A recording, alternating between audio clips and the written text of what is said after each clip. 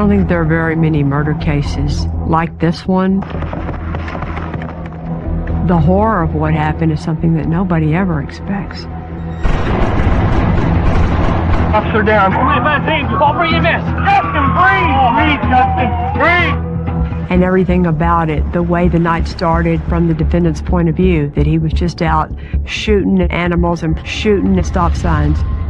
I grew up doing that. But the way it evolved from that to end up shooting and murdering a game warden is crazy. I got involved in this case because the elected DA of Wharton County, which is close to home where I'm from, Matagorda County, had never tried a death penalty case before. So these are the people I grew up with. This is my world. When I met Justin's family, I'm pretty sure I cried a lot because they're wonderful people, and anyone who met Justin's family would want to get justice for them.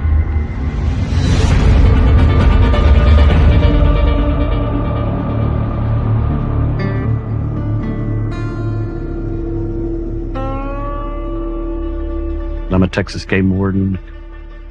We work where people hunt, where people fish. Our biggest focus is going to be making sure everybody's got their license and their permits and everything that they're supposed to have in order to do that legally.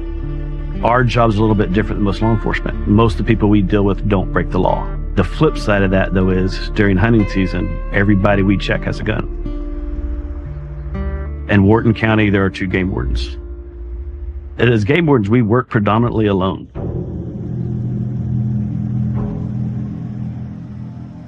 That night, I called my partner, Justin. We were close. We got along really good at the academy. And I said, okay, so where are you going? He said, I'm going to go up to Garwood area. And I said, okay. I said, where do you think I should go? He said, I'd go up there to the Bernard Prairie where we noticed that a lot of the street signs had been shot, significantly shot.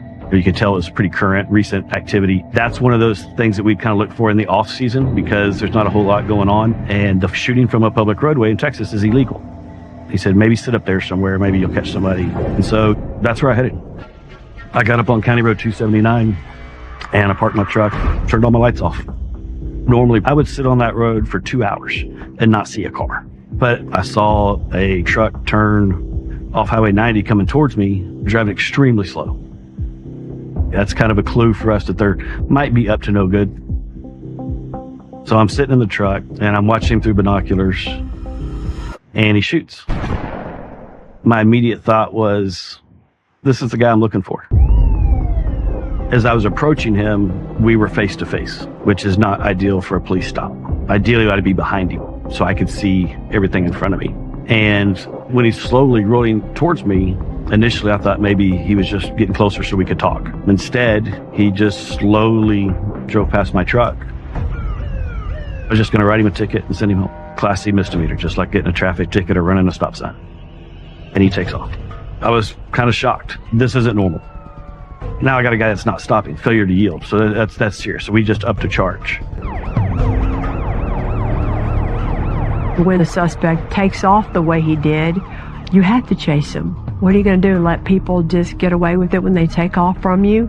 And what kind of precedent does that set? That's how you handle it. Game warden pursuing a vehicle in the area of Eagle Lake, Colorado County, Wharton County, Lissy. We jump on Highway 90.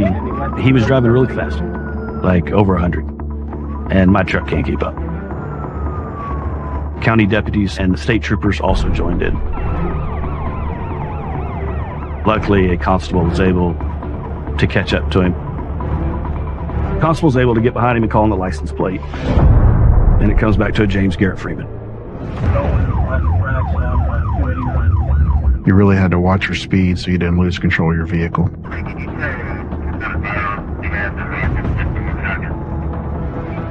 Sounded like a 22, what I could hear. We need to try to get him stopped somehow. And really the only way that we can see so far to do that is to get stop sticks.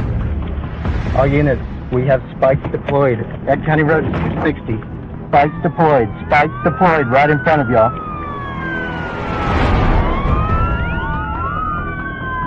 We tried to spike the vehicle several times, and it's almost like he knew where we were at because he would go the other way. 4113 unit. What's the speed at this time?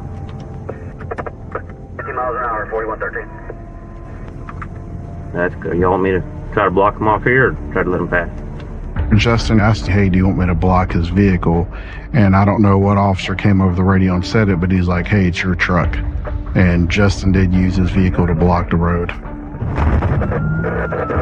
north on 279. I'm not sure. He may have struck 4111's vehicle. When he hits Justin's truck, now we have assault on the police officer. We've just upped the charge to a felony. North on County Road 279. Once he struck the truck and kept going, I knew that, this was very serious because he was not giving up easy. 3132, we're headed east on 264. We drove around the same area for almost an hour. What was going through my head was this guy is from the area because he's staying close and doing circles and taking the same roads. We're setting up at 279. If he comes back this way, we'll be set up.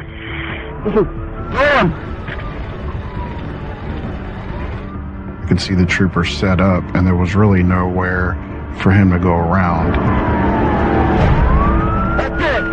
And he ended up hitting the spikes. There was a little relief because now I'm like, okay, this is going to end. Let's get this guy in custody and get him in jail. 3132 vehicle stop. You don't know what's going to happen, but it's pretty repetitive. They either stop and give up or they get out and run. And this night was different.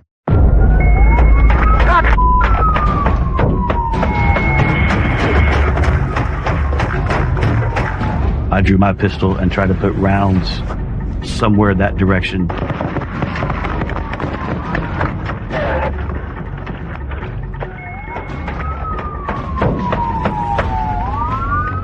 There was a point where he disappeared behind his truck into the cab. And at that time, I'm like, I just got to try to hit this guy. And I start firing through his back window. He reemerges from the truck, and this time he starts shooting with a rifle.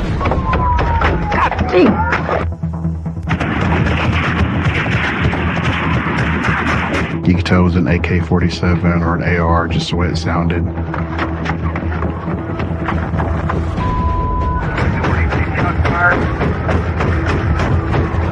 I didn't want to get caught behind my door. Doors don't stop bullets. And so I wanted to have something solid between me and him. And so I retreated back to get behind Justin's truck. Justin flanks me. He's trying to get a clear shot. I can see him down in the ditch. And so as Justin and Freeman exchange gunfire,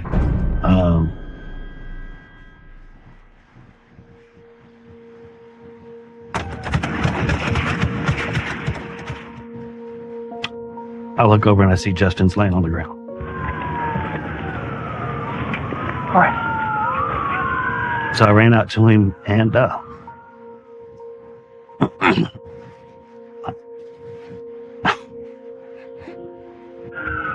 breathe! Breathe, Justin! Breathe! Hey, Justin! Breathe! 2555 Pierce. Officer down. Just off US 90. I wanted to make sure he's okay. And when I got to him, I knew he would. Bitch. Come on, 5-7, call for EMS. 5-7 code. Starting CPR. And the shooting stopped. Where's he at? I don't know. I saw the suspect running away from us, and first thing I thought was there's a tree line that I knew was there. And at that point, I'm thinking, if he gets in that tree line with that rifle, we're in trouble. And I just had to take a deep breath, and I shot 2 more times. And that's when I saw him drop. Where's he at? He's laying on the ground. Anybody else in the car? Once he's down, me and my sergeant were able to clear the vehicle and secure the suspect together. Once we get him secured, I could hear, which I think was Blackburn, saying, hey guys, Justin's been hit and he's hurt really bad. 3, 4, 5, break. Somebody finally took over for me doing CPR. And I knew Justin wasn't in a good spot. I think I asked somebody if the gunman was down and out. Did y'all kill him? I don't think so. Did y'all shoot him? Yes. I said, you just shot one of my brothers. And he had no expression, nothing to say to us. And he had that blank stare on his face. Like he didn't care. Like he was so angry that we caught him. I'm starting CPR now. I wanted to make sure that Justin got justice. Come on, Justin. Come on. Come on, Justin, son. Here's my brother. He didn't have a violent past. He had some sort of fantasy being the aggressor in a shootout with the police. I shoot a lot of down. One of my favorite things to do.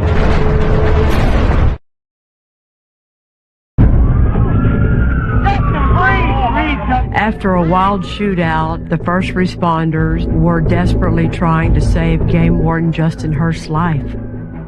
While the shooter, James Garrett Freeman, is arrested and transported for his injuries to a nearby hospital, Game Warden Justin Hurst is life-flighted via helicopter to the best trauma center around in Houston, and the Hurst family is notified of the shooting. We were staying with Justin and his He wife and Amanda. and Kyle, who was 4 months old at the time. Amanda went into Houston, so her and I were going to get the babysit. I really thought Justin was going to beat me home, but he wasn't there when I got home. And so I thought, well, he probably saw someone with a spotlight or someone called for backup on something. So I went ahead and went to bed, and sometime in the night, maybe 2 o'clock or so, there was a knock at the door.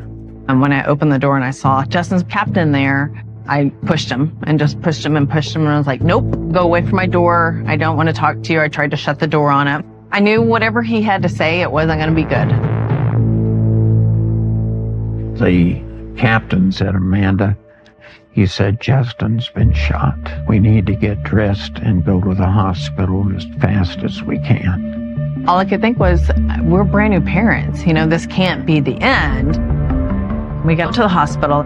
And the doctors said, you know, we did everything we could, but he was gone.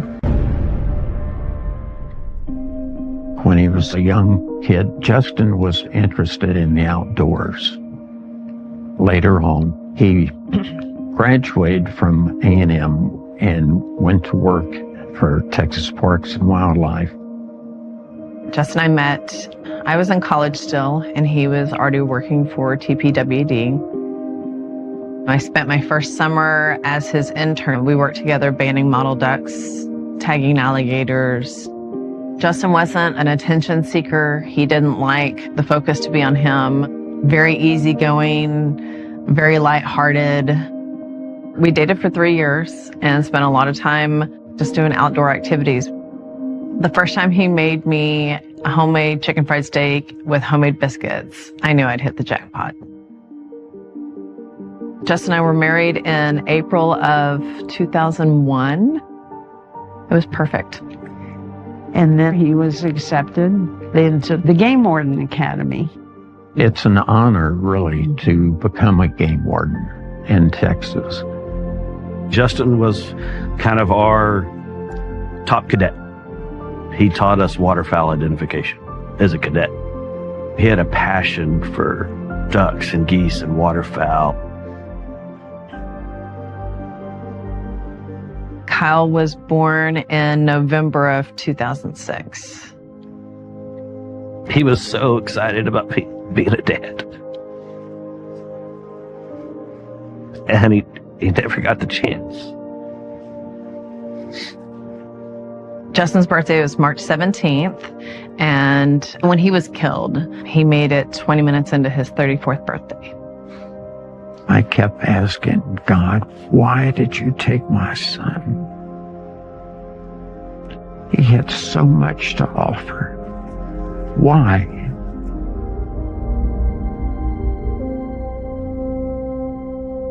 Game wardens have a very dangerous job. What I used to know about game wardens from sitting out at the deer lease opening night of deer season, knowing that they sneak up on you to check on you, catching you at night if you're out spotlighting, looking for coons to shoot, which is what we did growing up. You're on the lookout for game wardens, but I would feel like the main thing you think when you see one is you just want to flee or run away. You sure never think a shootout's going to happen. The night this shootout happened, it was involving a couple of different law enforcement agencies. There are 254 counties in Texas. Except for the 5 largest, all the other counties typically call in the Texas Rangers for their expertise and their assistance. So the Texas Rangers take the lead in this investigation too. I got to the crime scene before daylight, and once the sun comes up, we start putting markers at every piece of evidence. Freeman, he used 2 weapons, a Glock 357 SIG, and he had an AK-47. We also have the defendant's truck.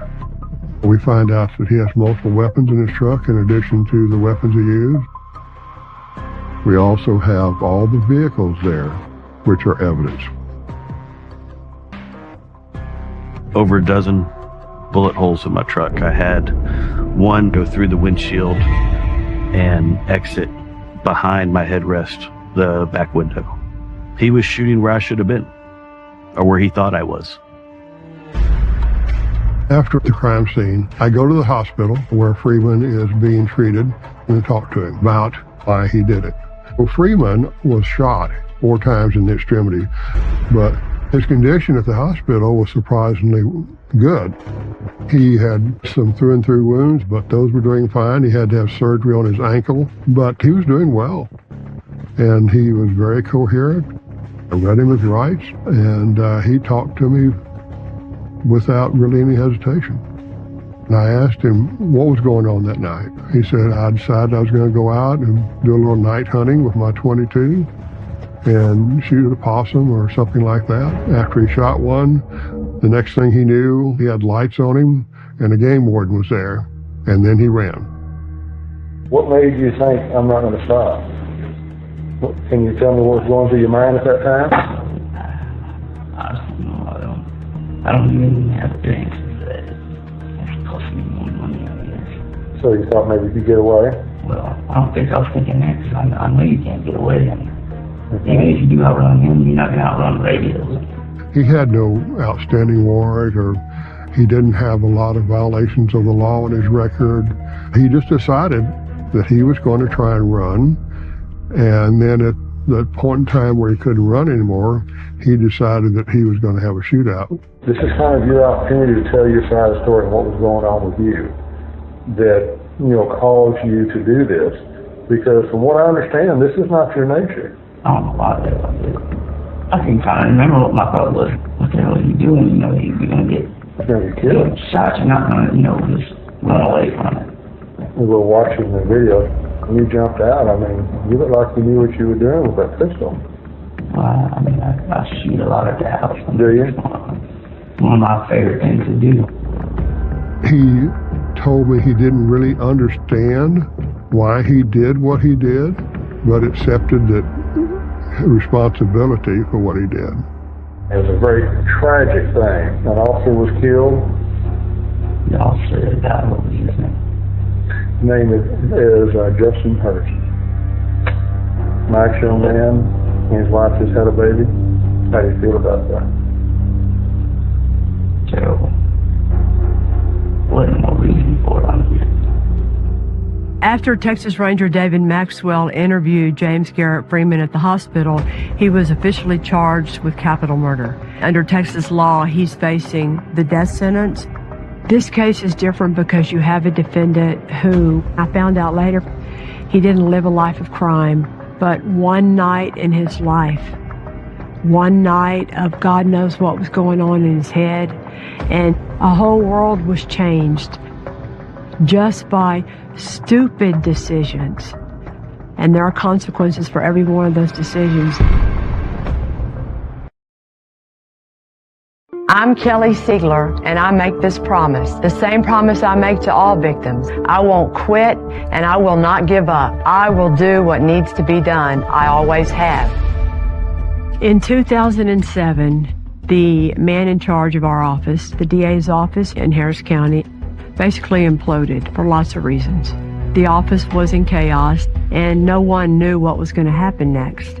Some friends encouraged me to run, so I ran, I campaigned, I got into a runoff, and then I lost the race for DA. I really felt defeated. I felt like a loser. I found myself thinking, what am I going to do? Because the lady who beat me was never going to keep me, and I was never going to work for her. And then a friend of mine named Ted Wilson was friends with Josh McCown, the elected DA of Wharton County, which is close to home where I'm from, Matagorda County. And Josh called Ted to say, I need some help on this death penalty case. I don't have the experience. I've never tried one before. Do you know anyone who can help me out with that? And Ted came to me one day in my office and said, Kelly, what do you think about working with the Wharton County DA? And I went, home? What? Yeah, heck yeah, I'll help him. I grew up in Blessing, Texas, which is in Matagorda County. I think growing up in a small town is the most wonderful way to grow up. It makes you friendlier, it makes you more honest, it makes you more open. The county north of Matagorda County is Wharton County. I know Wharton County so well. I have cousins from all over the whole county. I can tell you the mascots of all the high schools because of all the football games we played with everybody there. I spent summers in Wharton County. It is like home. So I went down there to meet with Josh before I quit my job officially at the DA's office. And walking into that courthouse, you know, you have to remember that I'd spent my whole career in Houston at our courthouse. So I'm pretty sure they were all eyeballing me, wondering how I was going to be, because I would have been doing the same thing. This is a woman who's tried 19 capital murder cases and gotten convictions in every one of them. So we hired Kelly as special prosecutor. I came to work my first day and started reading the file. It was pretty easy to understand who Justin Hurst was. He grew up wanting to be a biologist because he loved nature and animals and the water and all that. And then the rest of his life story with Amanda and his son and his parents and everything about him. You couldn't find a more righteous victim in law enforcement than Justin Hurst. James Garrett Freeman, most people called him Garrett, grew up in Wharton County, born and raised, liked to hunt and fish. And I know lots of boys that go night hunting, and they have guns and they're drinking beer and things could go crazy. That's what I thought. He must have been really drunk, right? But Freeman wasn't. So that part never made any sense. James Garrett Freeman's family hired Stanley Schneider to represent him. I know him very well. At that point, tried 3 cases against him. He is a big city lawyer. He's also not even from Texas. I've seen him in the courtroom. I've seen how he talks to people. I've seen how he talks to jurors. There's no way Stanley's approach and personality is going to play in Wharton County. And in a capital murder like this case, you had the death penalty. Everybody knows what that means. But then the legislature enacted a new law, and you have, for the first time since 2005, life without parole. I think it's a very good thing that we now have this option, because every crime and every defendant and every victim is so different. In the beginning, Josh McCown, as the elected DA, with the family say-so, offered life without parole. Every time I've heard of a family that stands up and says, I don't need the ultimate punishment for my loved one, I can show a little mercy, that's a rare thing. Normally it's a death penalty for killing a law enforcement person, but we did not want the law enforcement people that were involved to have to go through all the trial and relive that night over again. Justin, breathe! Breathe, Justin! Breathe! Hey, Justin! Breathe! But the defendant and his counsel refused it. Then after I was officially on the case, all of a sudden, Stanley then wanted to revisit the offer of life without parole. And at that point, Josh called Justin's family back into his office with me to see what they thought about it at that point. I remember whenever I first got involved with the case, When I came to Wharton County and met Josh that first day and he told me about his relationship with all of y'all, I could tell already that that relationship was different than anything I'd ever seen before. Just being small town and local, we all just knew each other. So when it happened, it didn't just happen to us. It happened to Becky, and it happened to Josh, and it happened to a lot of Wharton County. Right. Well, they also all saw what you went through. I do have to tell you, though, that when we sat in Josh's office and you were writing on a yellow notepad, do not ask me why I can remember that detail, but you were writing like crazy, asking me details about that night. And you sat there and I'm thinking, all I can think is this big time lawyer from Houston, I'm sure she's got her stuff together, but how is she going to be able to relate to us? And you sat over there and listened to me tell my story, and you were sobbing and just writing and sobbing. I was like, holy cow, she's got a tender spot. Yeah. And then when you told me you were from Blessing, Texas, I was just, right then, yeah. I was like, she's mine. This is my girl right here. I remember the first time I met y'all to talk about, can we resolve the case without a trial? You remember that day? Yeah. And Josh, more than I've ever seen any prosecutor do, left a lot of, not the final decision, but a lot of it up to y'all. Mm-hmm. I remember we decided, what our decision was, that we would give him the offer of life without parole. And do you know why he didn't take it? No. Mm-mm. I think that his lawyer thought that he was going to beat the case because Josh didn't have death penalty experience. I think that was a very significant part of how that all played out. I remember you saying, then we've only got one way to go. When you choose to kill law enforcement, the people whose job it is to defend us and protect us, and you do that ultimate step, you have to be looking at the ultimate punishment. But there are people that disagree with that.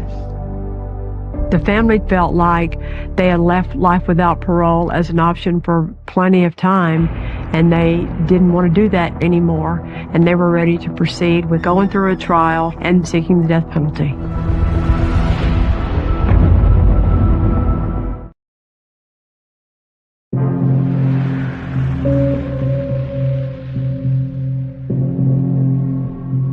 I've been prepping for this case for about a month, and now it's finally time to pick the jury. Everybody in Wharton County expected Josh and me to get the death penalty. And the only thing we had to do wrong was pick one bad juror. It's got to be unanimous. And we have to try the case for guilt and punishment. So one of those jurors, this round or this round, that says, I just can't do it, we've lost.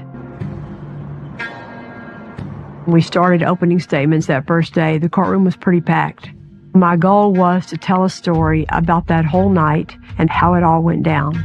And so we started with the way Freeman went out that night to go night hunting. Scott Blackburn tried to pull him over, and how it progressed, and to how he was able to load those weapons before he stopped. He knew when he got out of the car that he was going to start firing.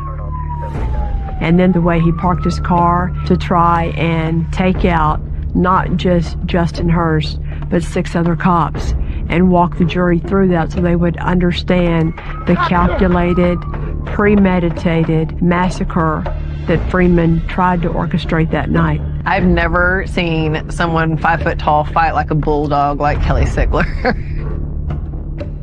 Stanley Schneider and Lee Cox give their opening statements where they lay out suicide by cop, which means that in that moment on that night, he wanted the cops to shoot him because in that moment he was depressed.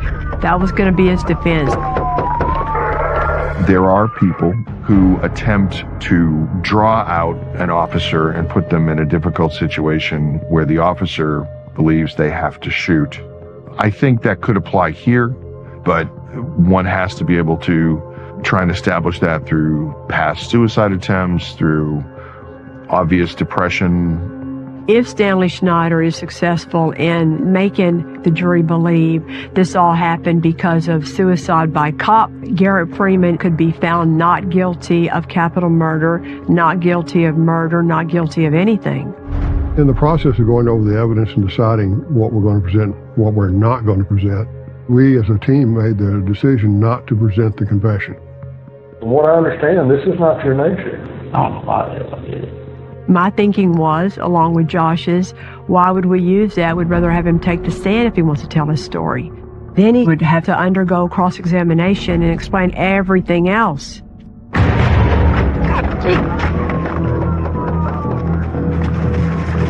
When you see the video of what happened, that's all you need. I wanted to make sure that everybody on the jury understood all the things that were going on strategically on the side of Freeman and the cops. Freeman was crouched down below the line of the truck bed, shooting directly at Justin. Justin was drawing Freeman's fire so the other officers could move out and they could then fire on Freeman. Had he not done that, the loss of life would have been tremendous because he was showing no mercy. Justin, breathe! Breathe, Justin! Breathe! Hey, Justin! Breathe! I truly believe I'm here because of him. I feel like he saved my life and the others. Josh McCowan was the one who took me on the stand, and we went through the video, the way he positioned the truck. It's just what we teach our officers to survive. And as he was firing on the officers, he worked his way down and worked his way back to cab, which is his best cover, when he fired the last shot. That's someone who's counting. That's what we teach our police officers to do, to count your rounds, make sure that you don't run out of ammunition when you don't have cover. He's very experienced and very practiced. I found out when I interviewed him that he practiced almost every day with his weapons. And my theory is that he kind of fantasized about being in a situation like this. And why did he do it that night? Nobody knows. He did everything in his power to provide himself with the best angle, best cover. Nothing in his actions indicated in any way, shape, or form that he was trying to kill himself.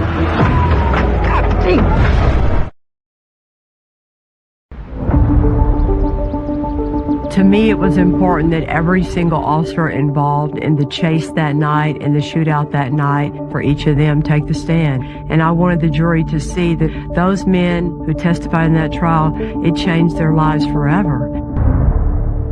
There are many lives that were affected by the actions of Freeman on that day. And every officer out there was traumatized by what happened that day.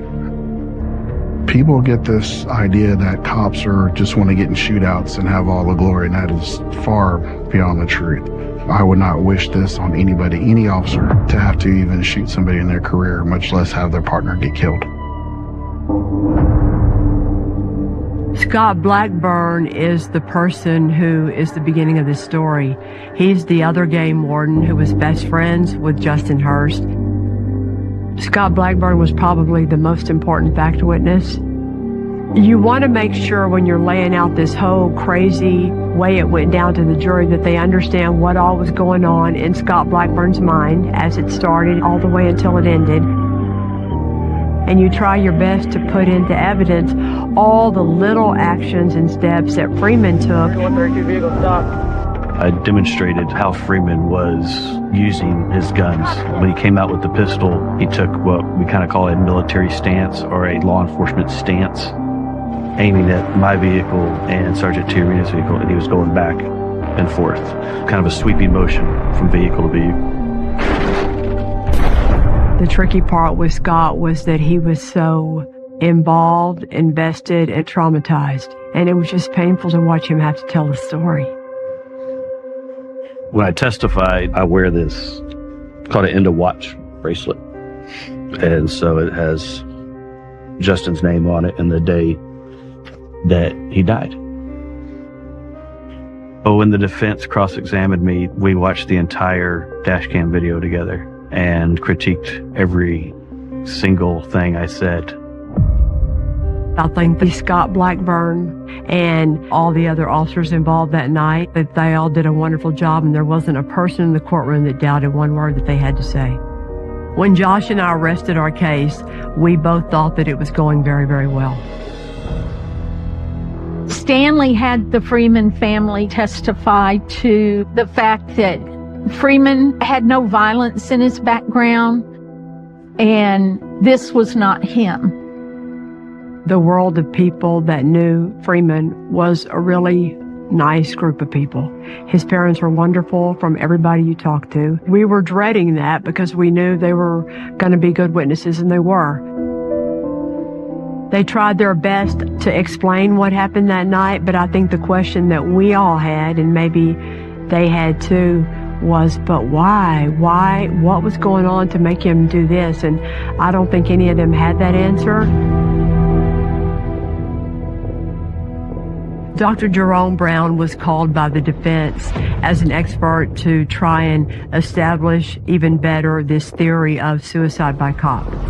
The test that Dr. Brown administered to Mr. Freeman is essentially a risk assessment survey for characteristics that mental health professionals have identified as tending to elevate or decrease a risk. Personal responsibility, substance abuse, familiarity with firearms, all of those things are involved in those assessments. I know Dr. Jerome Brown very well, and I've cross-examined him before. And Stanley should realize that if he's going to call a shrink to the stand, I'm going to read the paperwork. We got a chance to look at his records on James Garrett Freeman, which showed that he wasn't significantly depressed, which is huge if you're going to claim suicide by cop. Kelly really crossed him hard. And when Dr. Brown was through, he was out the back door real quick. He didn't talk to anybody. I'm pretty sure they were regretting putting him on the stand. We were in there through the entire time. It went on for 3 weeks. 3 weeks. We watched the young man. He showed no emotion. There was no expression on the kid's face. The trial was dreadful. Brought back all the pain all over again. I remember telling the jury that he tried his hardest to massacre 7 cops. That would have been the worst law enforcement massacre in American history at that time. It's not real complicated, ladies and gentlemen. He didn't want to go to jail. And when you kill a cop after you tried to kill 6 other cops, if that's not capital murder, then what the hell is?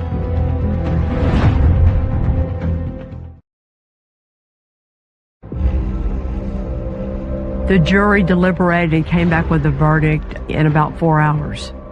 It matters where people are from. And these people in this jury, they're from Wharton County, Texas.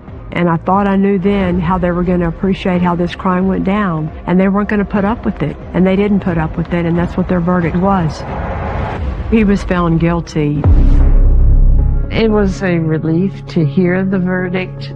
There was no joy on our part in hearing that. Getting him found guilty of capital murder is what we were expected to do. The real challenge here was always, but does he deserve the death penalty? Once we start part 2 of the trial, we didn't have a lot of evidence. He didn't have prior crimes where we're going to bring in victims or cops.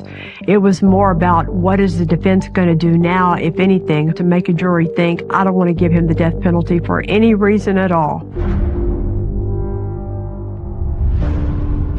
The defense brought in Dr. Deneen Milam, a different psychologist, to talk about her testing of Freeman and what she saw.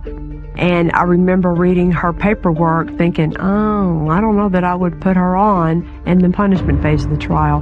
Because on cross-examination, I was able to show the jury that buried in all of her paperwork was also the finding that when you test Freeman, he has impulse control issues, he has anger issues. That's the last thing you want to be able to introduce into evidence in a capital murder case when the issue before the jury is, are you going to be a future threat? Well, the most common future threats are the people that can't control their anger. He's a continuing threat to society because no one who knew him his entire life could have predicted what he did that day.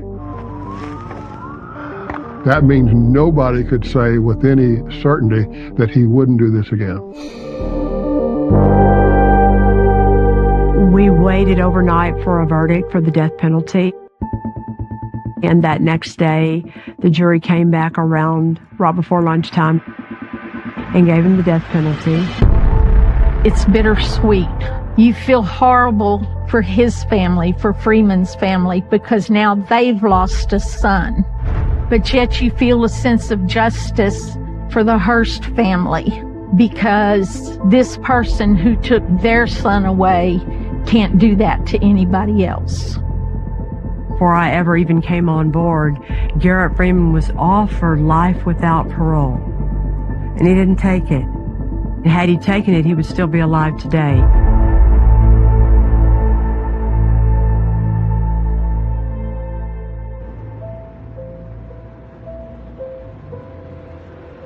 When I think about y'all's case and the trial, the thing that stands out to me is what happened after the death penalty verdict came down and the jury had left. Do y'all remember what happened? I remember hugging his family. His parents, James Garrett Freeman's parents, they had nothing to do with what their son did that night, and they paid the price for that. What they went through too is really, really sad. To bury their child, and especially after making such a poor decision, you know? No. God, no mom should ever have to go through that. You know, our community loved on us and held us at high esteem at all times, and I can't imagine being on the other side of that. She wasn't on trial. I know. She didn't make the mistake. No. They were just normal people like us, you know? After Justin's death, of course, you know, you go through a roller coaster, and I was livid how anybody could just take such a sweet soul and gun him down like that. And then it took a while for me to realize that it was never anything personal, because the guy didn't know Justin. And had he known Justin, there's no way he could have done that, because Justin was just a good person. He was a good, wholesome person. My God, what a wonderful man. There was nothing bad about Justin. There's not a day go by that you don't think of Justin. That's the way it will always be. To have that actual father figure take you hunting and fishing, teach you how to tie ropes and fishing line, it's not there for me. But she's been here my whole life, helping me through all of it. She does her hardest. Yep, we've done good, haven't we?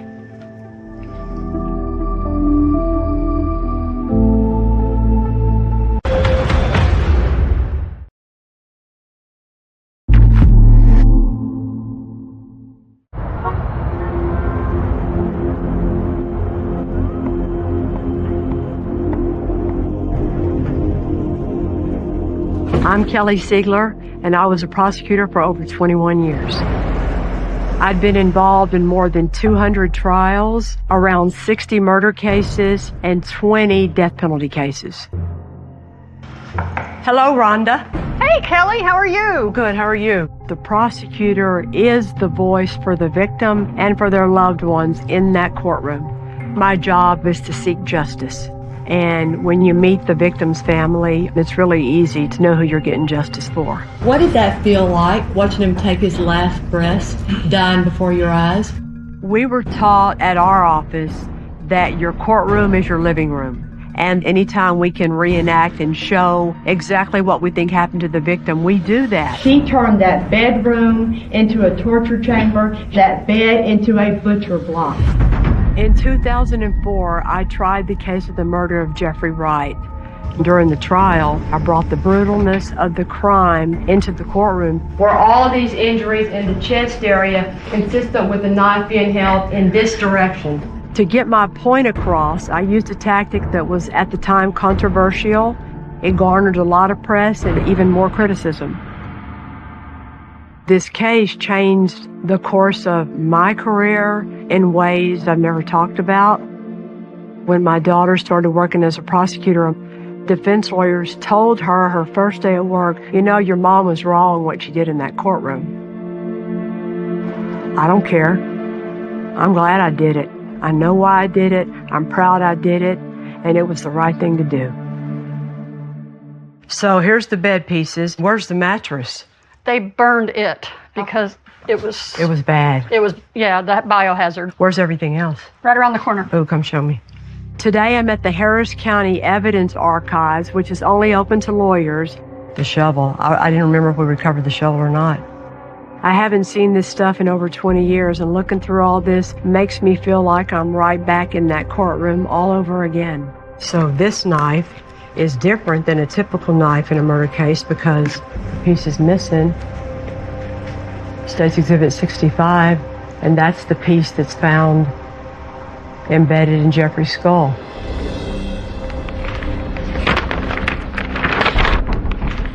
I wanted the jury to have a true picture of the injuries. Look how few are on his back. So that's how you know he was tied down the whole time. This tells the whole story of the torture.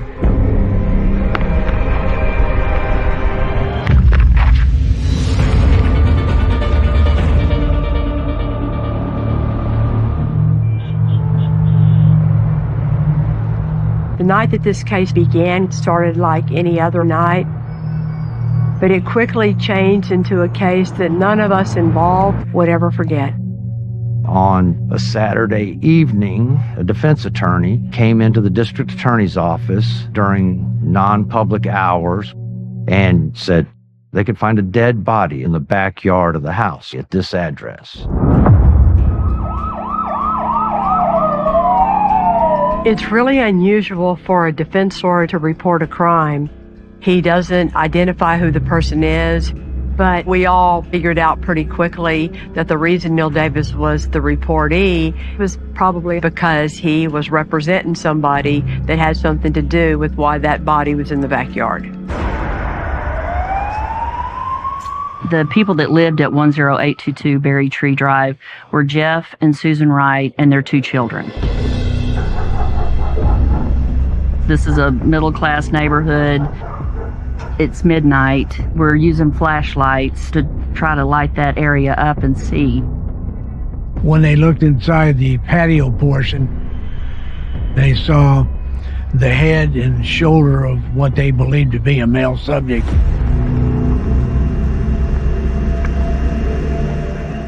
You see an arm, part of a hand, and you see it could be a head. The rest of it's buried. In Texas, the body actually belongs to the medical examiner, and we don't touch it until they get there. I'm looking at this body. There was a ligature, a cloth tied around both of the wrists, and then there was one around one of the ankles. And I could see there was a massive amount of stab wounds to the front side of his body. I was surprised at how much violence had gone on there. As we were looking at the scene and taking everything in, we noticed a hunting knife. It was near the body in a flower pot. There was a good chance that that was involved in our murder. There were no witnesses at the scene, just constables, officers, and a defense attorney. I spoke with him briefly. He can't tell me much because attorney-client privilege. I can not remember that ever happening on another scene. I got a call from Sheriff's Department Homicide, who I worked with a lot, saying, Kelly, we need you to come out to a scene because we have a defense lawyer out here and we need you to run interference while we process the scene and figure out what the heck is going on.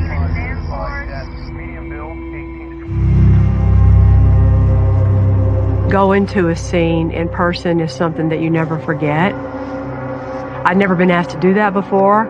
I've never been asked to do that since. I mean, I'm used to seeing really, really bad pictures, but I'm not used to seeing it up front and personal, no.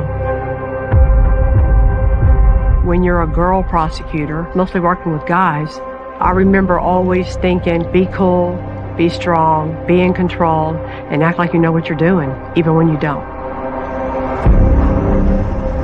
There were all these things in the backyard that should have been inside the house. A mattress that was bloody, the sideboards, the headboard, the footboard. It was just chaos.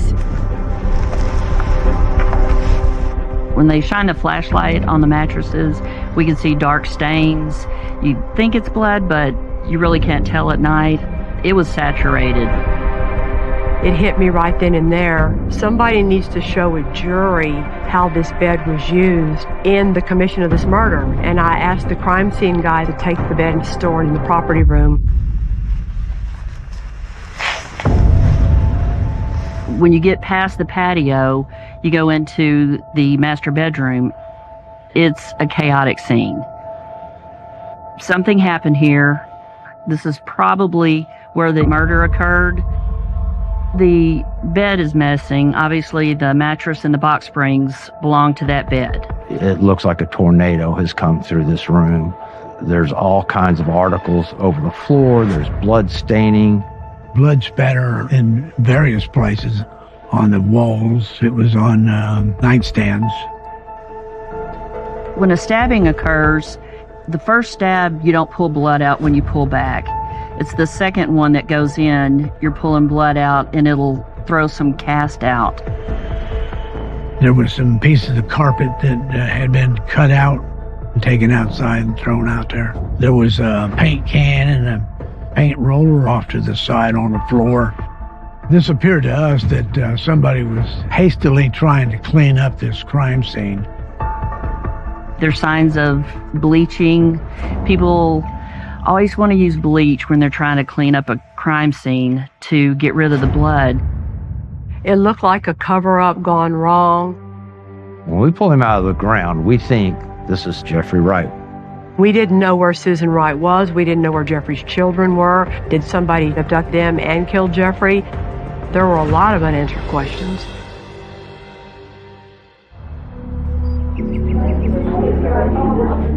The media first hears about this murder the next day.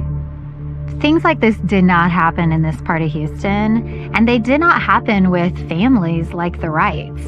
So this instantly had the focus of media from not only Houston and Texas, but around the nation. I was at work sitting at my desk and the phone rang, and it was our sales rep, and he told me what happened to Jeff. I was just in shock. I just couldn't believe it.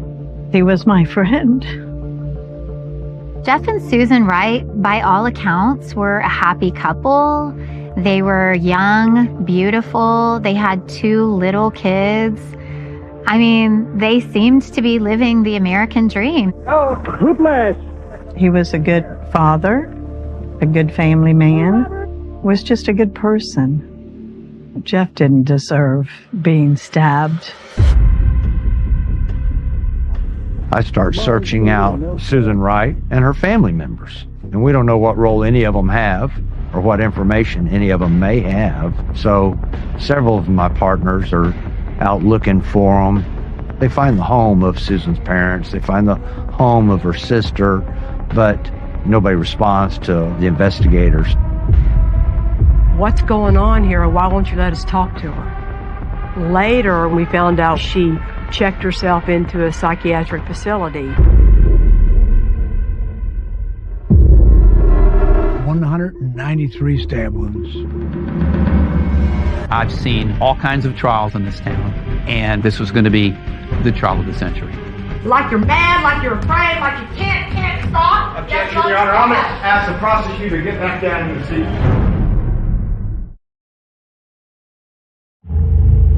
Jeffrey Wright is brutally, horribly murdered. Where is his wife? Why is she hiding? We didn't know what was going on in the beginning.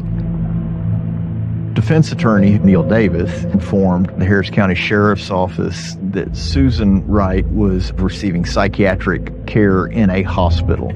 I believe the children were with Susan's parents at that time.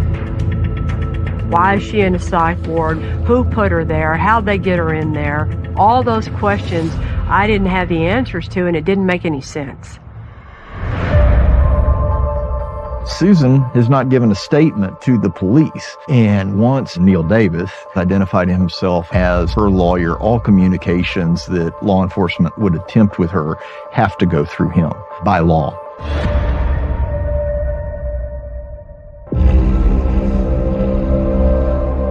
According to the fingerprints taken by the medical examiner's office, the deceased was in fact identified as Jeff Wright. When he's laying on a table, you can see him, and you got this massive amount of stab wounds on his chest, on his abdomen, legs, and groin. 193 stab wounds.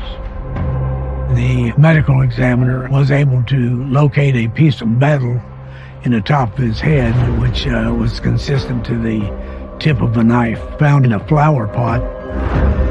They also found some red wax on his legs and on his buttocks. Whoever committed this murder didn't just kill Jeffrey. There was this nick, not a stab, to his penis and to his eyeball. And those, to me, were the signs of torture. We got into the investigation, and it turns out that 3 days before Jeff's body is discovered, Susan reports Jeff to the police for abusing her and Bradley. Susan claimed that her and Jeff had had a fight. He had struck their son. She claimed that he had assaulted her and then threw a MasterCard at her for $100 and then walked away from his truck and wasn't coming back, which would explain why his truck was still there. The Jeff that I knew, he would never abuse his children. He loved them so much. Finally, we were able to talk to Susan Wright's sister and to Susan Wright's parents and to get confirmation that their children were okay. But we were never able to speak to Susan. The only person doing all the talking on behalf of Susan Wright was Neil Davis, her lawyer. She has been in psychiatric care. She has been beaten for 4 years, verbally abused. Her son was struck at least twice by the deceased. Neil Davis's argument to the media is that she's a battered wife, she's abused, and that she had to resort to this level to defend herself and her children from the imminent threat that Jeffrey Wright was. Got nothing to hide. We're just interested in fairness and justice. I wasn't terribly surprised that they had to admit she killed Jeffrey, because who in the heck else would have done it?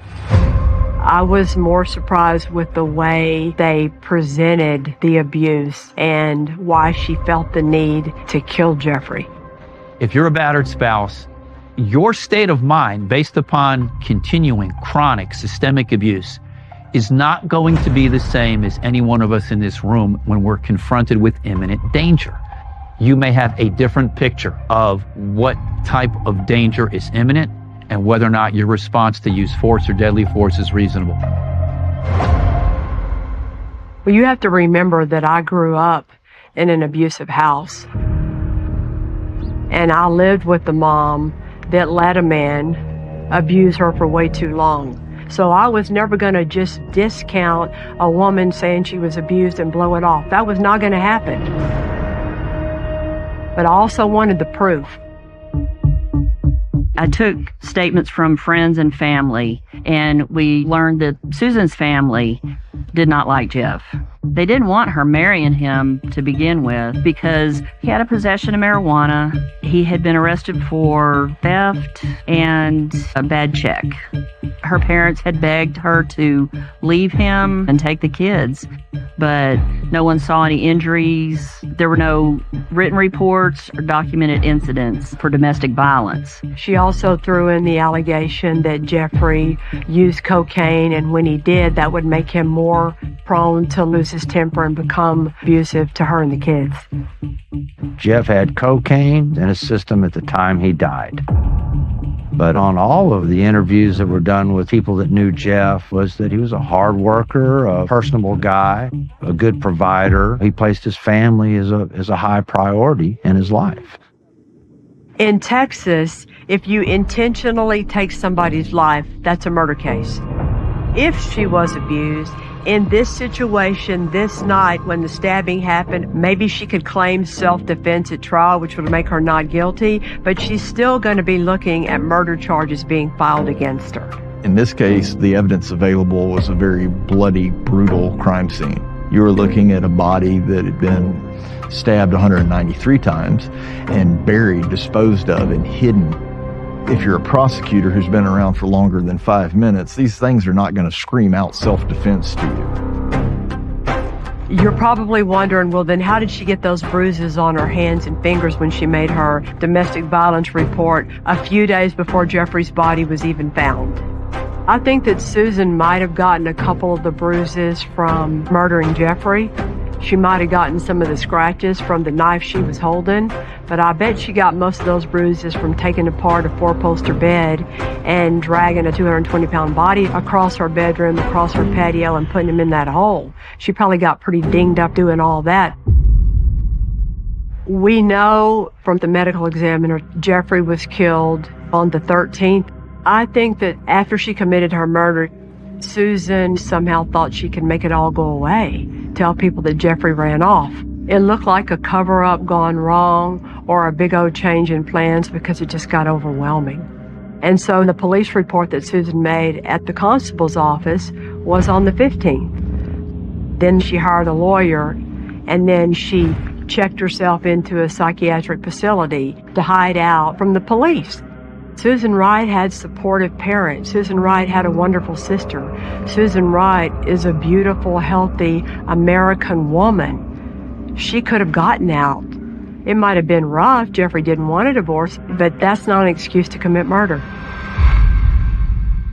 When charges are finally filed against Susan, Neil Davis does what any good defense attorney would do at that time, which is orchestrate her surrender.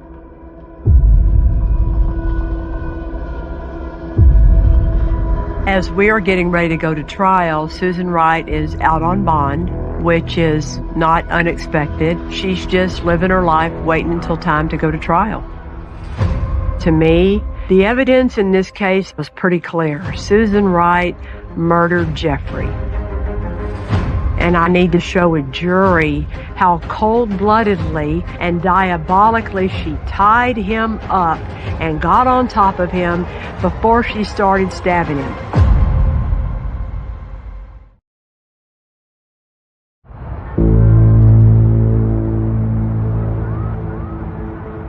It feels so funny to look at all this stuff because it was such a part of my life 20 years ago.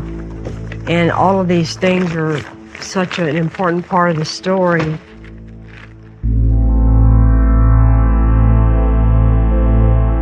In preparing to go to trial, I would have been pretty stupid to not appreciate all of the things that Susan had going for her as a sympathetic defendant. How could a woman who looks like she could be the prototypical West Houston soccer mom find herself charged with murder, a crime that carries a possible punishment of 99 years or life in a penitentiary? She's beautiful. She's young. She has a wonderfully supportive family. Most of our murder defendants don't have any of those things going for them, much less all of those things. So what punishment do you give a defendant who looks like her, who claims she was abused? That was always going to be the obstacle and the issue in this case. The only way to counteract that is to make a jury understand, no matter how she looks, what happened in that bedroom that night was the opposite of anything you might ever think this beautiful woman could have done. Kelly is already very well known within the district attorney's office. She definitely had a reputation with her country accent and her ability to relate to a jury and try tough cases. Kelly Siegler versus Todd Ward and Neil Davis. The state versus Susan Wright was going to be the Harris County trial of the century. Hopeful we'll have a jury who will be fair and impartial and will set their emotions aside.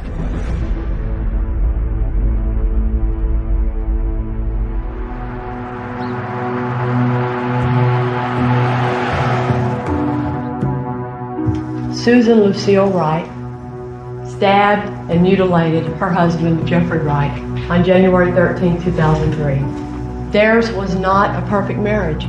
The evidence will show you that, but whose is? Susan decided that she didn't want to get a divorce and that her better answer was to just eliminate Jeffrey.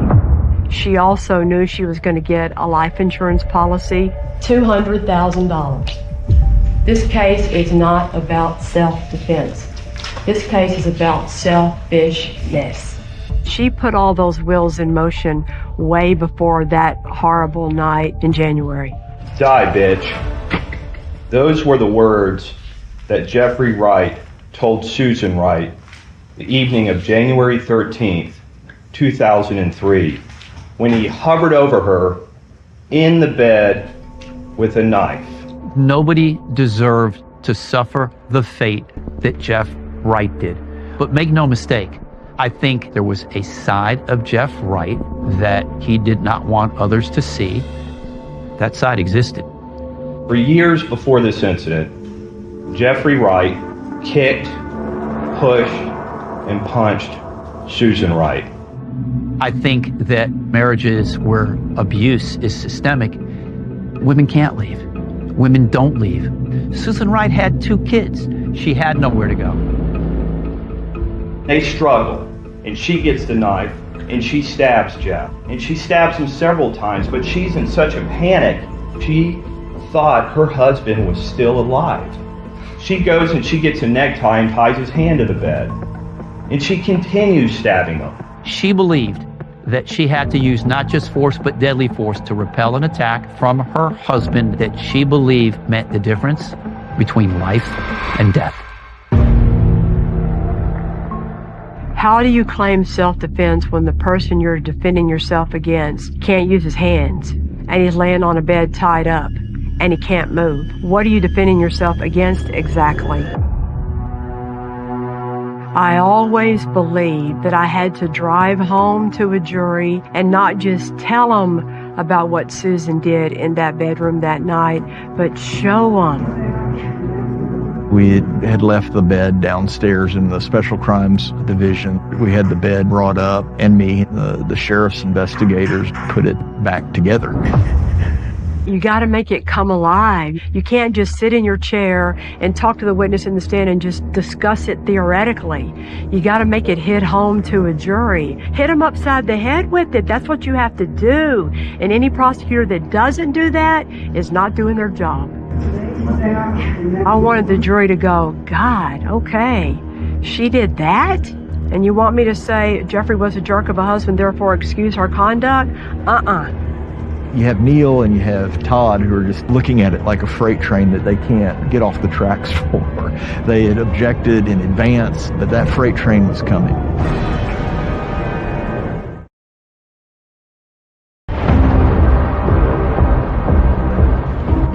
We want the bed of Susan and Jeffrey Wright admitted into evidence because we want to take that bed and show the jury exactly what that bed was that night in their house. It was a murder weapon, just like the knife.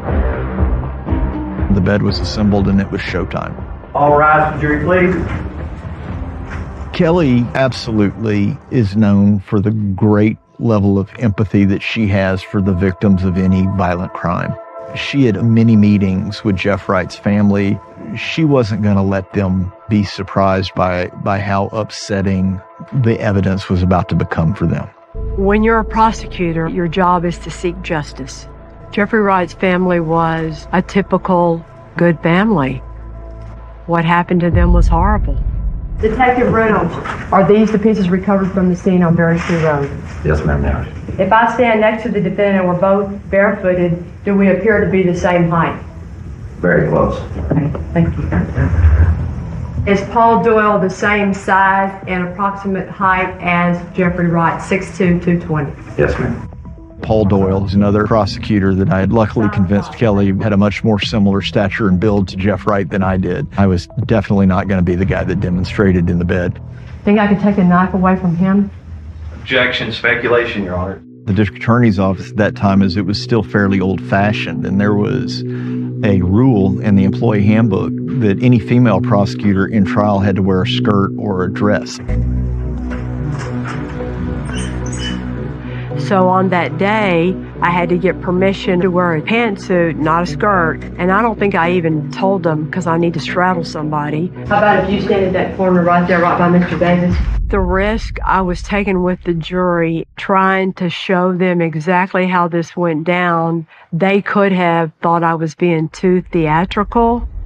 I didn't want to even have one juror kind of do this. Because it only takes one juror that you upset and you're toast.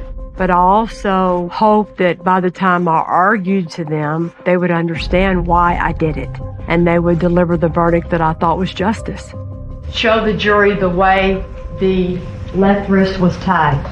Kelly made sure that Mark Reynolds did a really good job of duplicating and setting up the scene to make it as close to the night of the murder. I had examined the ligatures at the autopsy when they were cleaned up, and then later after they were removed. What Susan did that night, she started out flirting, she stripped down, he stripped down or she helped him. She talked him and teased him into letting her tie up probably his feet first and then his hands. This wasn't the first time they did this. They'd done it before. And what tells me that is the candle wax. It was felt by his groin, by his penis, because she was teasing him with that too to set the scene.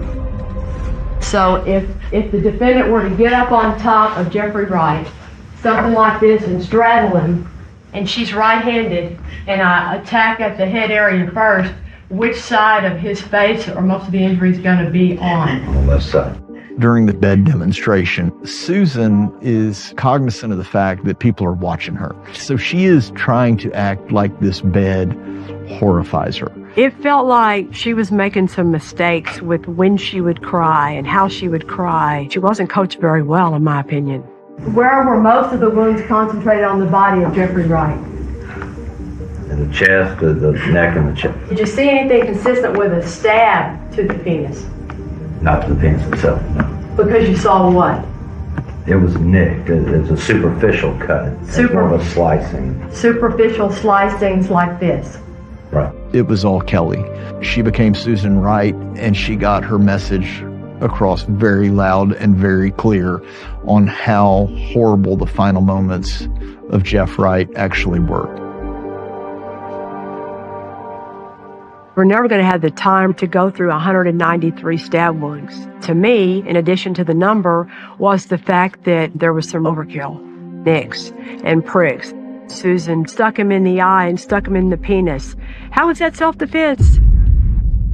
If he's like this, tied up, and she's on top of him, somehow she can stab him towards the center of his back or below that blade.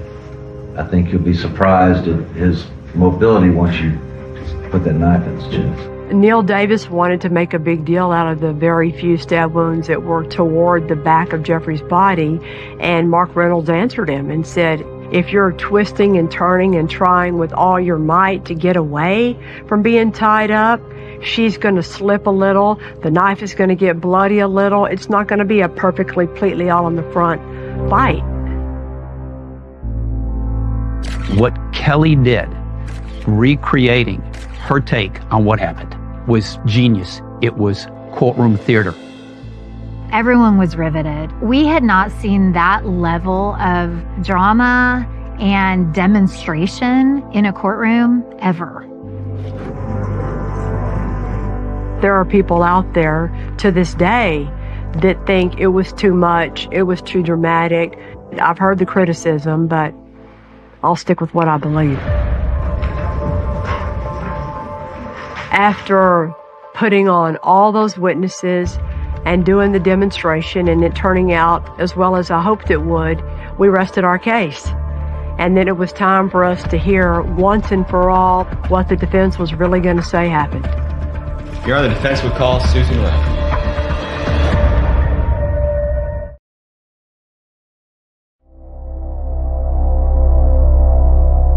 If there was any moment that was going to outshine the bed demonstration, it was going to be Susan Wright's testimony. When they called Susan Wright to the stand, my first thought was, great, because we have no idea what they're going to say. She's never been interviewed. What type of things would set Jeff off? If the light bills were more than what he thought they should be, if the house wasn't perfect, if dinner was bad. Susan spends the entire first part of her testimony describing her relationship with Jeff. He continually punched me in the chest and in the stomach until he wasn't angry anymore. He told me that he had a past problem with drugs, but that he had been in recovery for quite a while. The defense spent a good amount of time building up how bad Jeffrey was, that he was a jerk, that he was mean, that he was insulting, and they should have. That was a smart strategy to try to use. Jeff came home the 13th, Monday evening. And what did he want to do? He had just gotten done with a boxing lesson and he wanted to box with Bradley. Jeff got his hands up and started making jabs at Bradley's head. What did Jeff's eyes look like? Red and glassy. He was very agitated, very excitable. The fact that the autopsy showed that Jeff had cocaine in his system adds, at least incrementally, credence to Susan's story, because people who are high on cocaine sometimes not only act out, but appear to have strength beyond their normal parameters. I walked up to him and I told him that I thought that he needed help with his anger and with drugs. He threw me to the ground. My head hit the ottoman and he was kicking me. And he said, "Die, bitch," and I opened up my eyes. Did you see the same butcher knife you'd seen? I saw it in his hand and it was by his head and it was shining off the light. And I got it from him. I got it and it was in my right hand. And I pushed him as hard as I could. I pushed him off of me. To say that Jeffrey and Susan struggled over a knife makes no sense. Jeffrey outweighed Susan by exactly 100 pounds, and he was almost a foot taller than her. I was afraid that if I left the room, that Jeff was going to get up and he was going to come after me. And then I tied up his right arm to the bed so that he couldn't get up. She's trying to make the jury believe that she somehow is able to overpower him and get the knife, and she ties up his hands. I started stabbing him again and I couldn't stop because I was so scared. And the reason she is stabbing him because she is broken with reality. You dragged him off the bed? Yes, I did. Did he hit anything? He hit the nightstand and the candle went flying and it fell on Jeff. So she said that the candle wax got knocked over when she went to put him on the dolly to take him outside to the hole. But come on, think about where the end table is. How in the hell is it going to get on his groin? Because she was teasing him with that to set the mood, to set the scene. Now, at one point in the middle of him being tightly tied up, it turned into rage and violence and murder. I don't know. Pass the witness, Your Honor. Thank you. The Siegler, please. When that gate opens and Kelly has to make a decision, should I act like I'm sympathetic to what she has gone through, or should I be dismissive of it and blow it out of the water? I started that cross-examination with the plan to be very calm and even-keeled and not get bitchy. But it was easy to get annoyed with her because she was lying. By Saturday, you had gone to the doctor, gone to the cops, tried bleach, tried paint, tried getting rid of the carpet. That was cleaning. I thought it was dirt and I had to make the house clean because Jeff was going to be mad. That's right. In all the years of your marriage to Jeff, you always cleaned up the dirt and paint, didn't you? No, but the house was dirty and I had to make the house perfect. She decided to go hard at Susan, and there was certainly a risk in that. When you stabbed him the 89th time or the 158th time, was your arm getting tired? I was in such a state of shock and panic and sheer terror and fear that none of that ever occurred to me. I remember when I was handling this case, my husband and I would talk about certain things, and in this case, the brutalness of 193 stab wounds. My daughter, who was about 10, she's the one who told me, "Mommy, didn't she get tired?" I thought, of course she had to have gotten tired. That's a picture of his penis. Unlike what you see on TV, in Texas, you're required to sit at counsel table as you question a witness. The only reason you get to let you approach a defendant or a witness is to point out something with evidence. And I approached Susan Wright because I had a picture. It was the one of the stab wounds close to Jeffrey's groin area, and I wanted to show her that. But she did that extra little, like, she was so, oh my God, overwhelmed with that picture. And that just pissed me off. Don't be acting so offended about what you did. You didn't stab his penis. That's not a stab like this, like you're mad, like you're afraid, like you can't stop. Objection, Your Honor. I'm going to ask the prosecutor to get back down in the seat, please, and refrain from doing this 2 feet from the witness. I did not sit there and slice at him. I did not do that. Yes, you did. No, I did not. No. I'm done judging. Immediately after the cross-examination, we took a break, and a couple of people said, damn, girl, you went kind of hard at her. And I thought, ooh, I don't know if I want to hear that. So I wasn't 100% sure what the jury thought. You have to determine if Susan Wright was in imminent fear and whether she acted in self-defense. Because she looks like that, she thinks she can get away with fooling all 12 of you. She turned that bedroom into a torture chamber. She turned that bed into a butcher block. She is guilty of murder. After a week and a half of testimony, the jury took 5 hours to come up with a verdict. Stand.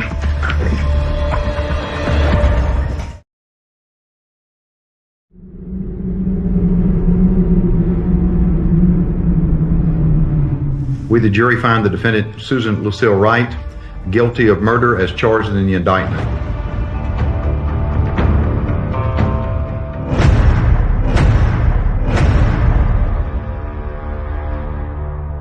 Obviously, I was happy with the answer. But once the jury found Susan Wright guilty of murder, the biggest, most important, most difficult part of the trial was still to come, her punishment.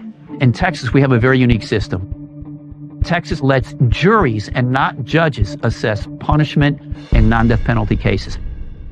The worries that I had going into the punishment phase were that they were going to buy into the marriage being a bad one and they were going to cut her slack. There is a real world where Susan Wright can get as little as 5 years probation for murder.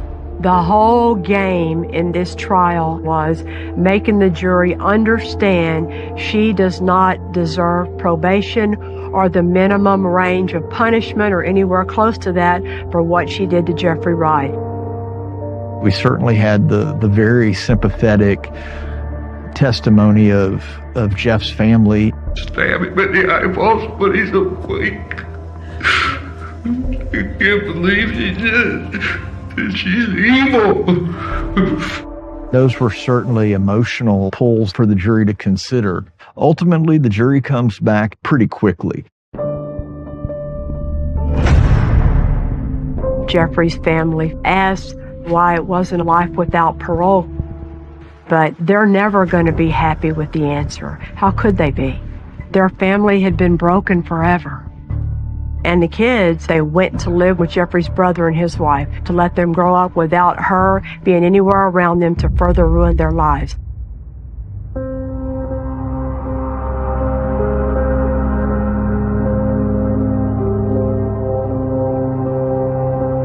The judge found that her trial lawyers in our trial didn't put on enough of a defense about battered wife. I remember thinking they didn't do it the way I thought they would do it. I can't argue with that. Does she deserve a whole new punishment hearing because of that strategic choice that they all made? I didn't think she did. I was able to get Susan a new punishment hearing and shave ultimately 5 years off of her original 25-year sentence. So what? The second jury pretty much saw it the exact same way. They all had to go through all that misery and pain all over again. So in the end, what was the point?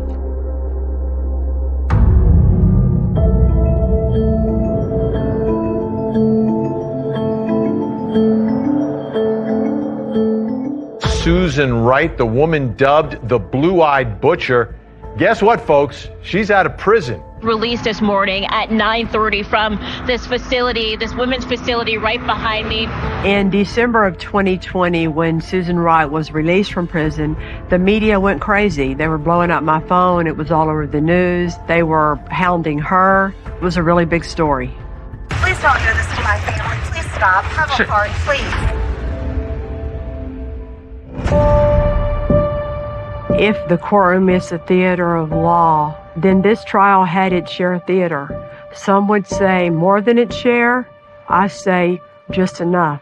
People don't want me to talk about what she was doing on top of that bed, on top of his body, because that's inflammatory and that's over the top and that's grandstanding. Give me a break. It was the right thing to do, because I guarantee you there is not one single person that was in that courtroom that walked away not knowing exactly what Susan Wright did that night she decided to murder Jeffrey. Susan Wright served her sentence. Her children and Jeffrey's family are still paying their sentence. They're still suffering because Jeffrey's gone forever. That's never going to change. We don't use the word closure. What the hell is closure?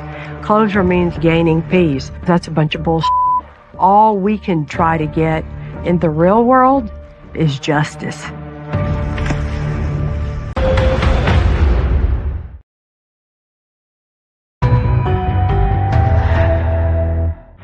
Tara, you gotta get up. Come on. You know, I've done something else. On a quiet night in Houston, Texas, an all-American family is ripped apart when a former NFL player and his beautiful wife are brutally murdered inside their own home. As more and more details of this grisly murder came to light, this facade of the picture-perfect family starts to come apart, and the family starts to point fingers at each other. It was a complicated case. A number of prosecutors get involved, including two that I helped train, one now a defense lawyer, who would battle it out against each other. Test firing a weapon? You know what his intent is. Whatever the story is, figure it out. Neither of these lawyers is going to back down as they fight each other and they fight for justice and truth in the courtroom.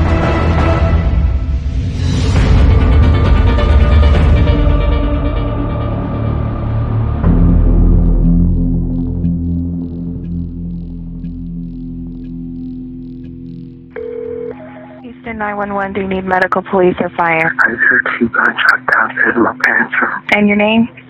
AJ? Any medical attention needed? Yes. I heard gunshots. I don't really know. Did it sound like a handgun, rifle, or shotgun? I'm not good about gunshots. I know my dad has 3. You're destroyed. It's there. And where are you at in the house? Okay.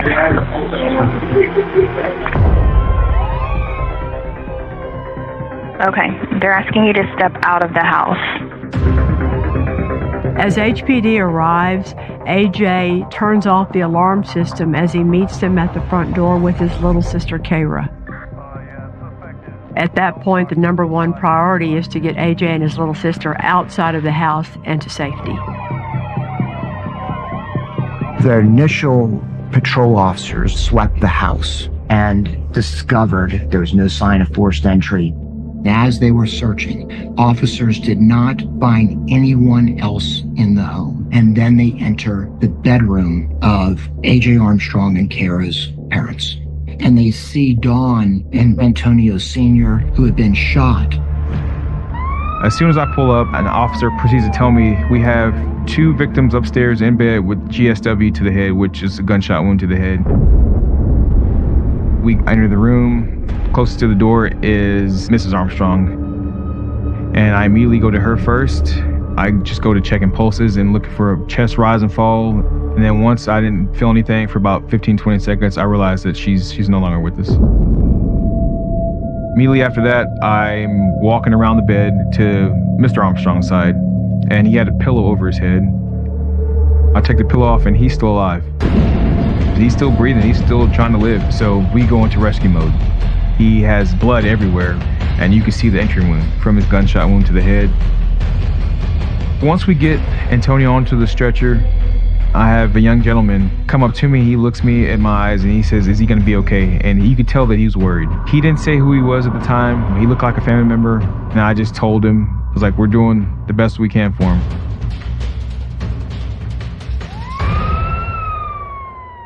While the police are searching the house, A.J. Armstrong calls his brother Josh, who lives right down the street, to tell him about what had just happened.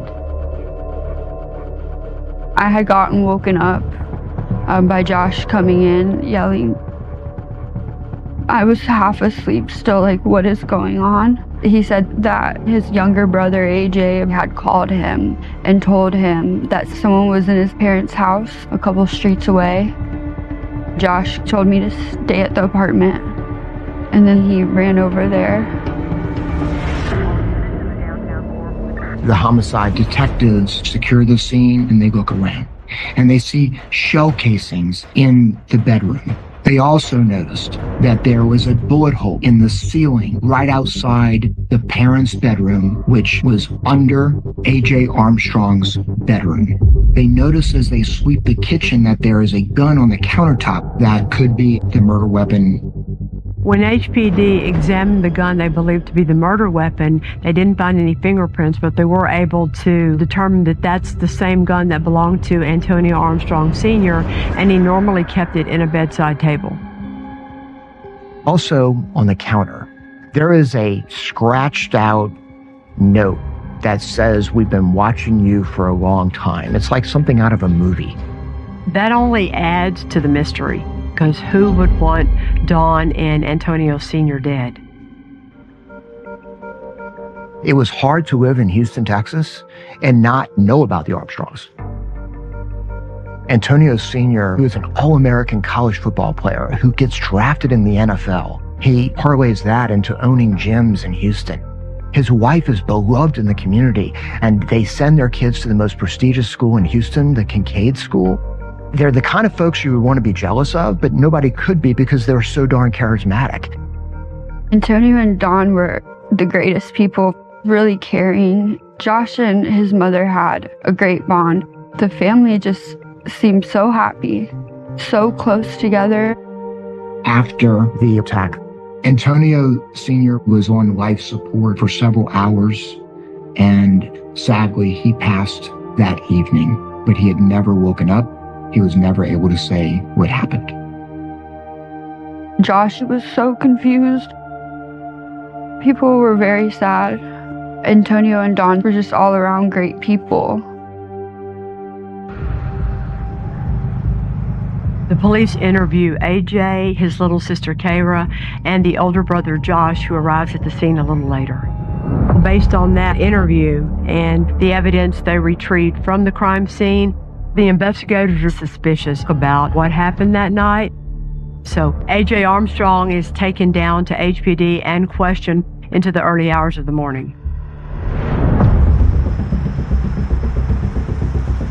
What's your first name? Antonio. So you're 16? Yes, sir.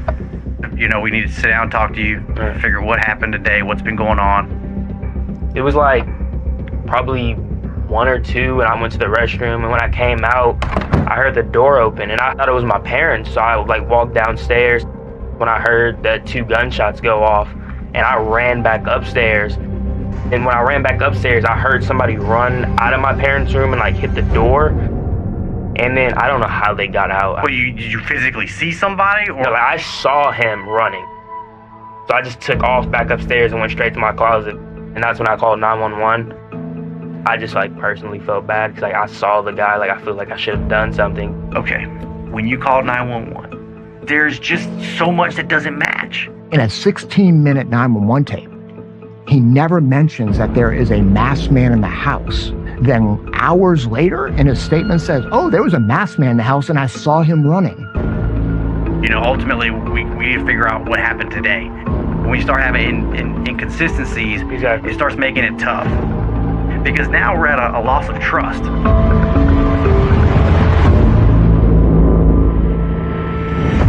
Josh recently had found out that he was not biological to Antonio Sr. Antonio was a stepdad. He felt like he was kind of the black sheep of the family. Investigators noticed a burn mark at the top of the stairs. that was his first attempt to kill his parents.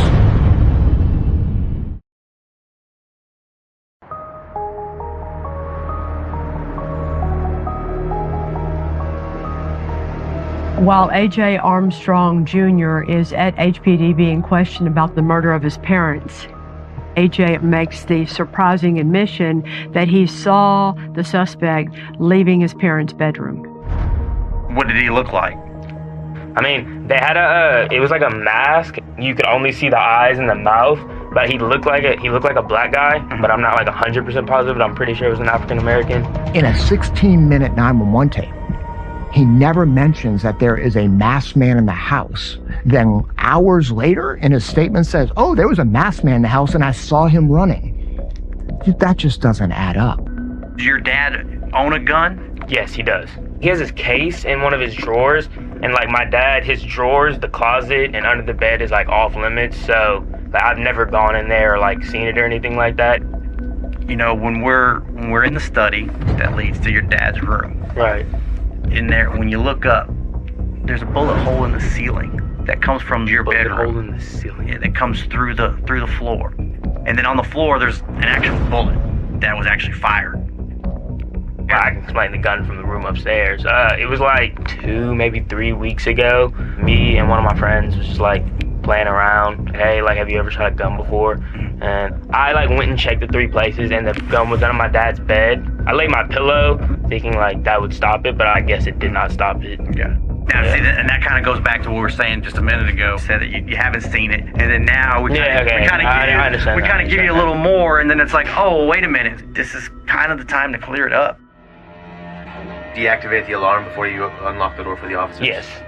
Man. And you see, and that's kind of where we're at, that dilemma where, you know, just several things that aren't lining up. Right. You know, you had to unlock the door to get out, the back door's locked, everything's locked. Right. The house is completely secured with locks and with an alarm system. Your brother Josh isn't even there. He's down the street at his place. Your sister's asleep. So that only leaves you. I had nothing to do with this. HPD pays very close attention to the statement and the details of what A.J. Armstrong tells him that night. That, along with the 911 call that A.J. made that night, and all of the other things that HPD saw with their own eyes at the scene, A.J.'s story didn't add up. On top of that, the gun that was recovered at the crime scene that belonged to Antonio Sr. was tested, and they were able to identify that as being the gun that fired the bullets into Antonio and Dawn's bodies. Based on all that they learned, they arrested A.J. Armstrong, and he was subsequently indicted for capital murder. The family was completely behind A.J. since day one. And Josh was very angry. He said they have the wrong person. He didn't do this. I remember when this case happened because the school where AJ went is where my daughter Samantha went to school, and my daughter Kelsey went to school with Josh at St. Francis. So we all knew the kids, the boys, we all knew of the parents. Everybody knew somebody involved in this case, whether it was the defendant or one of the victims.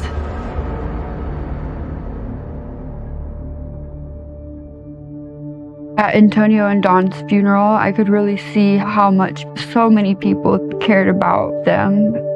People were very sad. It was really hard to see Josh like that. I've never seen anybody that sad and that hurt. I just remember he was crying for a long time, and I didn't really know what to do other than just be there for him.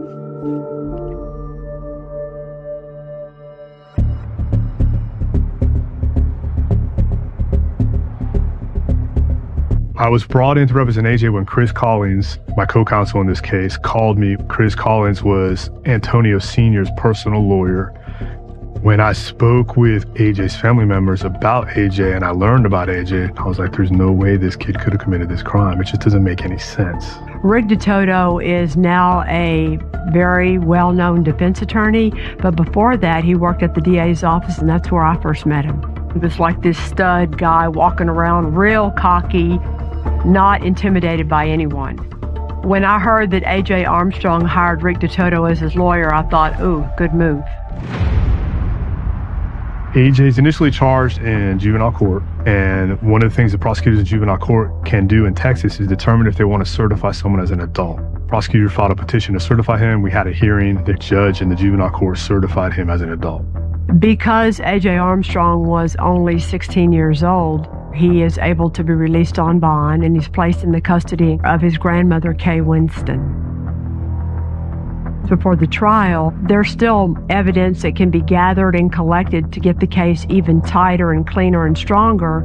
In the weeks following the murder, HPD begins putting together its case, along with the prosecutors, which includes the evidence they retrieved from the crime scene, as well as the alarm records and cell phone data. Text messages showed that the family relationship from the outside it's perceived as good, but it was volatile from within.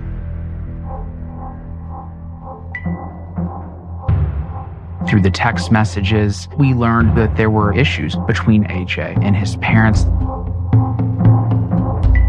There were events leading up to the night of the murders.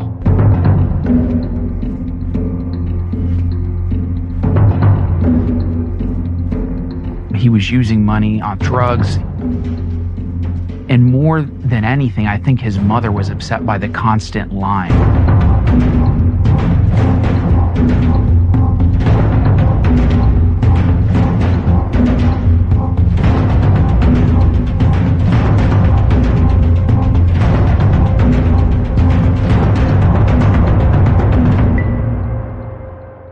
It was a boiling pot from within inside the four walls of that house. But it's actually A.J. Armstrong's actions the days before this murder that was one big piece of our puzzle to point to one direction of who killed the Armstrongs. He fired a gun in his room through two pillows down to the second floor. Also, investigators noticed a burn mark at the top of the stairs. And it smells like gasoline on the carpet. AJ said he had just dropped a match. Well, when you look at it, clearly that is not what would happen if somebody just dropped a match. They found a bottle in his room. They tested it, and it came back to having gasoline inside the bottle. If you look at where that burn mark is, it's at the top of the staircase, right outside his parents' bedroom. And so if that lights up the house, the parents can't get out. And in fact, Dawn sends a text message to her other son, Josh, who lives down the street, saying, AJ tried to burn the house down. It's no surprise when you put it all together that he ended up in that bedroom shooting both his parents. Defense attorney Rick DeToto says the 16-year-old is a victim in this case, not the perpetrator. He's a great kid from a good family, and there's absolutely no motive why this happened. It doesn't make sense. It was really a brilliant, I believe, move on the part of the defense attorney is to try this case out into the public before it ever hit the courtroom. That created a feeling in the community of, is this kid being railroaded?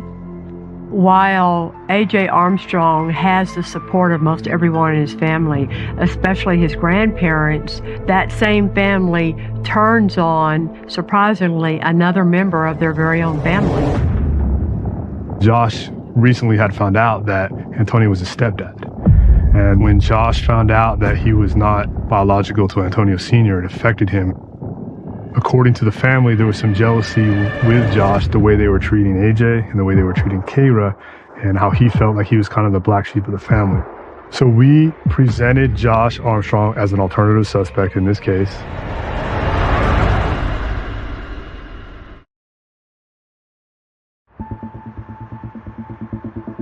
In the months leading up to the trial, A.J. Armstrong's defense lawyer, Rick DeToto, made all kinds of statements in the news that A.J.'s half-brother, Josh Armstrong, could be the true killer. The defense's strategy was to present Josh as the black sheep of the family, the half-brother, not even fully related to Antonio Armstrong Sr., not blood. Before the murders, they spoke every single day. They loved Josh, and Josh loved them. That was his real dad to him. Josh and I had been together for a little bit over a year before the murders. We met in college. We just connected so well. And probably within that month, we started dating. But Josh's behavior after the murders completely changed.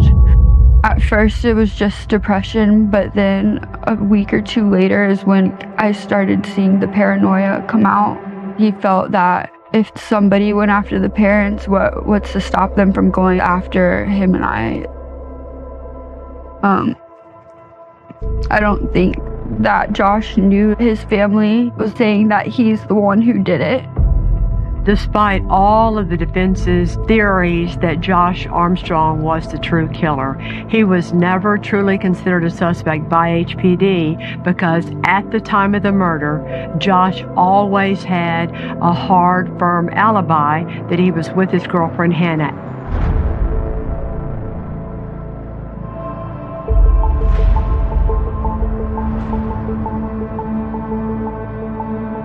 Lead prosecutor was John Brewer. He was assisted by Fareen Ansari and also Lester Blizzard.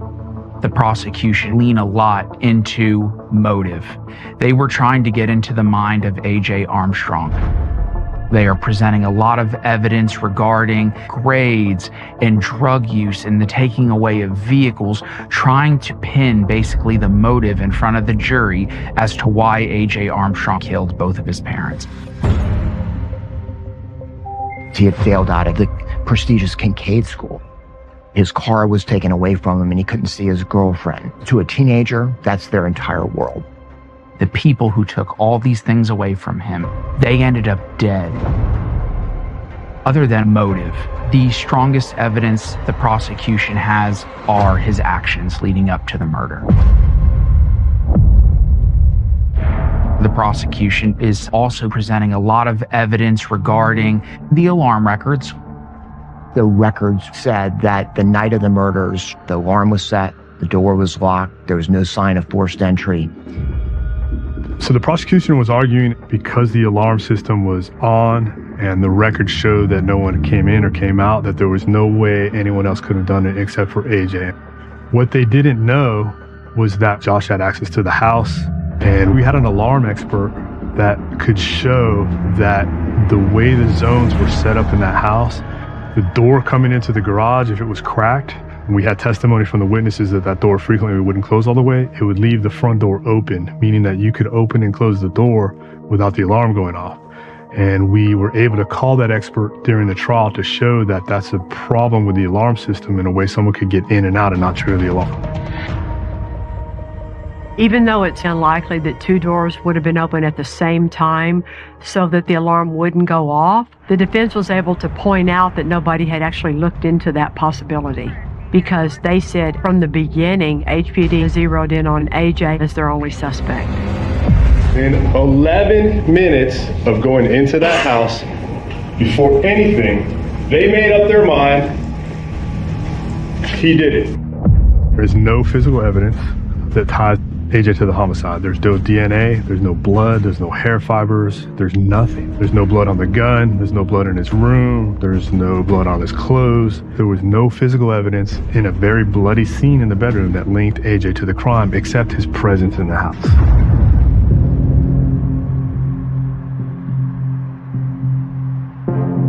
The jury deliberates for several days and they're unable to reach a verdict.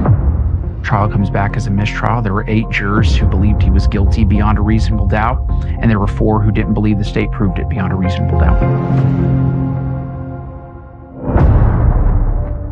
It was that trial team's belief that the jurors were saying, it's not like we don't think he did it, but there were people in the room that knew the consequences, that they were going to send someone to prison for the rest of their life on a crime they did at 16. And with the family supporting him and people believing in him, they just emotionally couldn't do it. I was very relieved. Anytime our clients get to go home is a good day, but I also knew it was going to come back. When a jury is hung and a mistrial is declared, the usual answer is, we're going to try it again.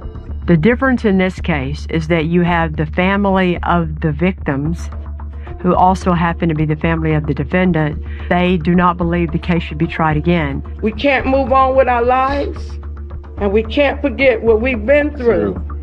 With all that pressure coming to bear on the DA's office, what's going to happen next?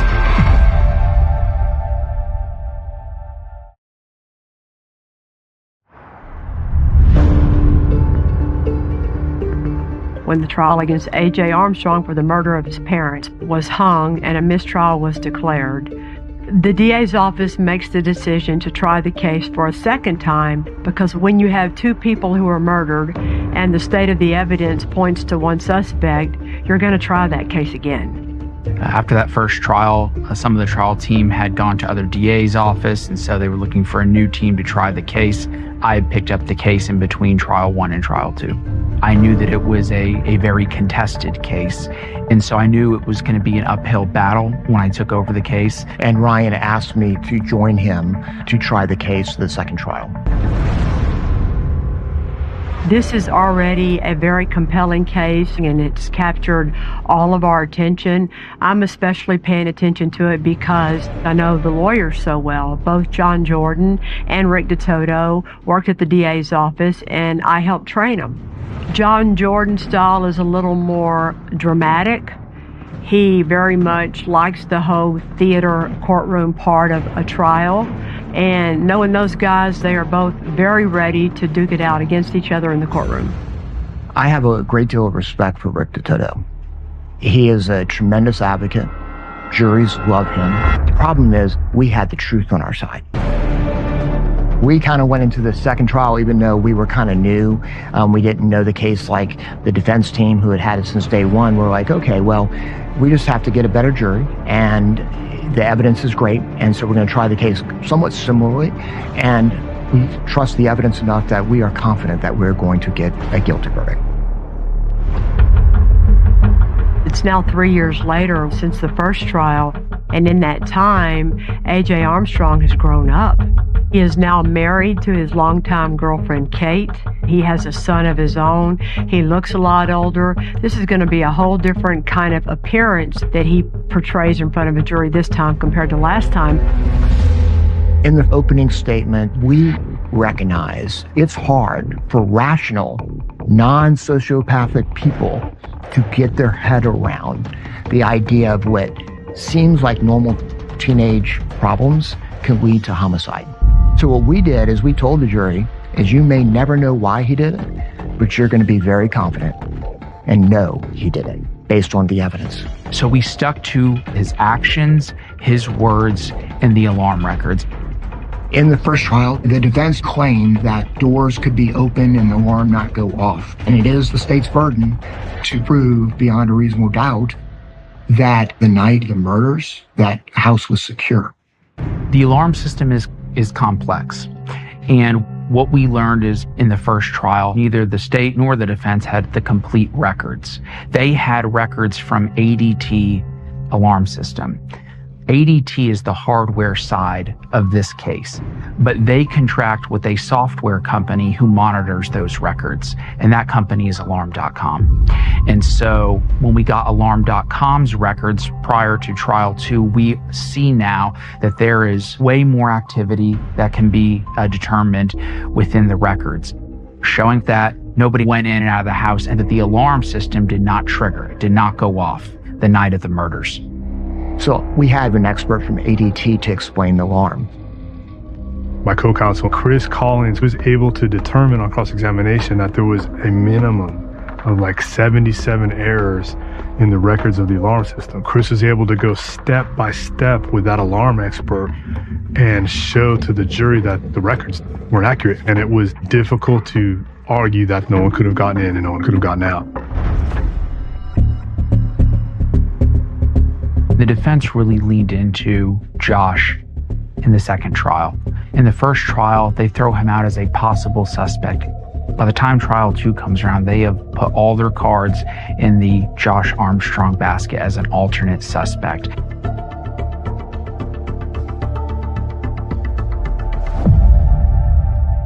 What we brought to the second trial that we didn't bring in the first trial was we got additional records regarding the alternative suspect's mental health history, and these records were extremely detailed.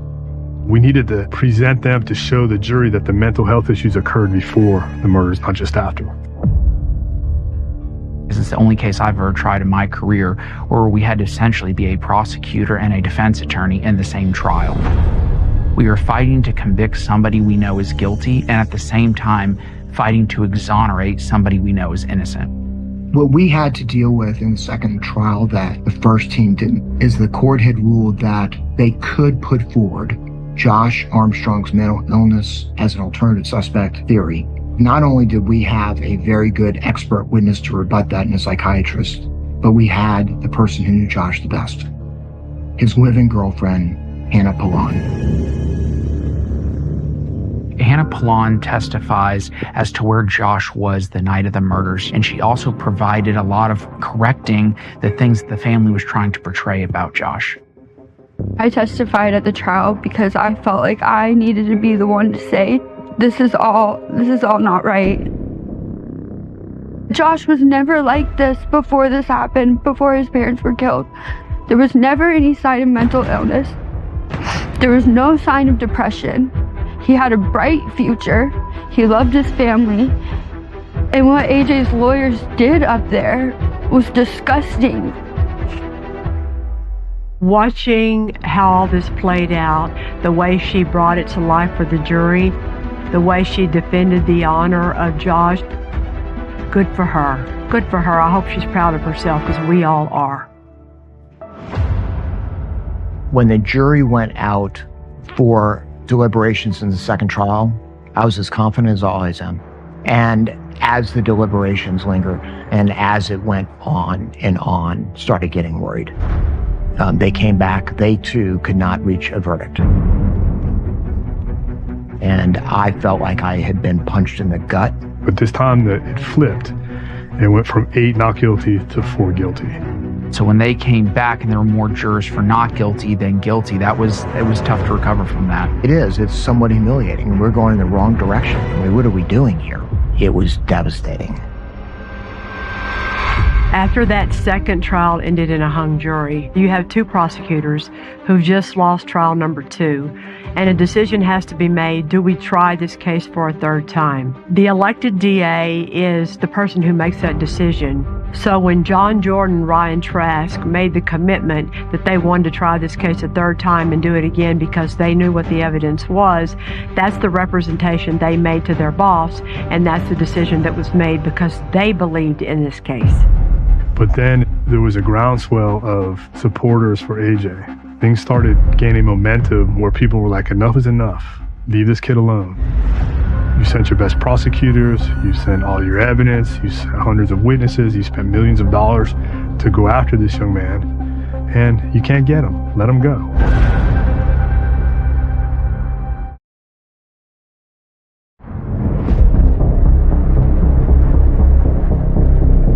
After that second trial ended in a hung jury, John Jordan and Ryan Trask made the commitment that they wanted to try this case a third time and do it again because they knew what the evidence was.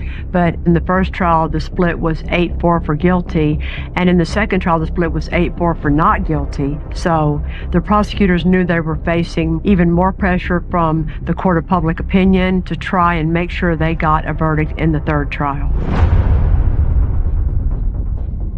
We talked to some of the jurors, and sure enough, they told us the same thing that first jury said. That it's not that we don't believe in the evidence. It's that they didn't want to convict him, knowing the consequences of life imprisonment. That started our strategy for that third trial. We were going to do everything different because a fool does the same thing over and over again. So we were ready for the third trial and presenting our case in a very different way. We had been to the Armstrong house several times, and one thing that John said to me the last time we went, he said, do you ever notice how narrow walking through this hall would be and how close the staircase is to the doors to the Armstrong's room? And John had a brilliant idea. When I was a young prosecutor, I happened to actually be in the courtroom watching the Susan Wright trial where Kelly Siegler brought the bed into the courtroom and demonstrated the crime. And I attack at the head area first. When A.J. Armstrong, in his statement to law enforcement that night, says he saw a masked man coming from his parents' bedroom as he was on the stairs, you can see how close in proximity he would have been to this alleged masked man is very important. So how do you do that? Well, you build a staircase. We are taught at the DA's office to make the crime come alive in front of the jury. We all learn that. When you do that, you put the jury there where they can't avoid seeing what happened. When we were preparing for Trial 3, we had solicited as one of the foremost experts in blood spatter as well as scene reconstruction, Shelley Rossi from the Montgomery County DA's office, who's helped me on cases before. She spent hours to take measurements and pictures, and she came in and she did all the measurements. So that staircase is the exact same dimensions.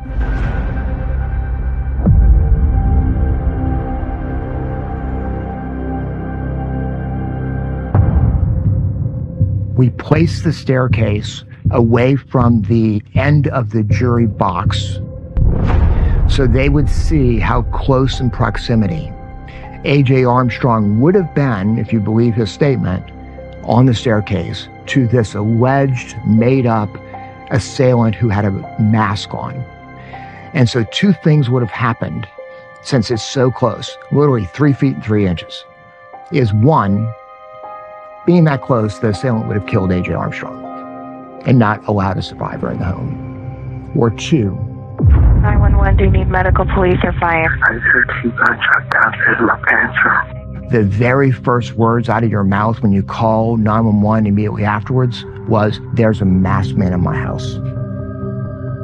Can't run from it was an excellent point by them. In the very way that the first two juries tried to avoid that cold reality of how horrible this crime was, we were not going to let them do it. They were going to have to see it. They were going to have to confront it. Well, now we're going to bring the bedroom into the courtroom. So we set up a mock bedroom.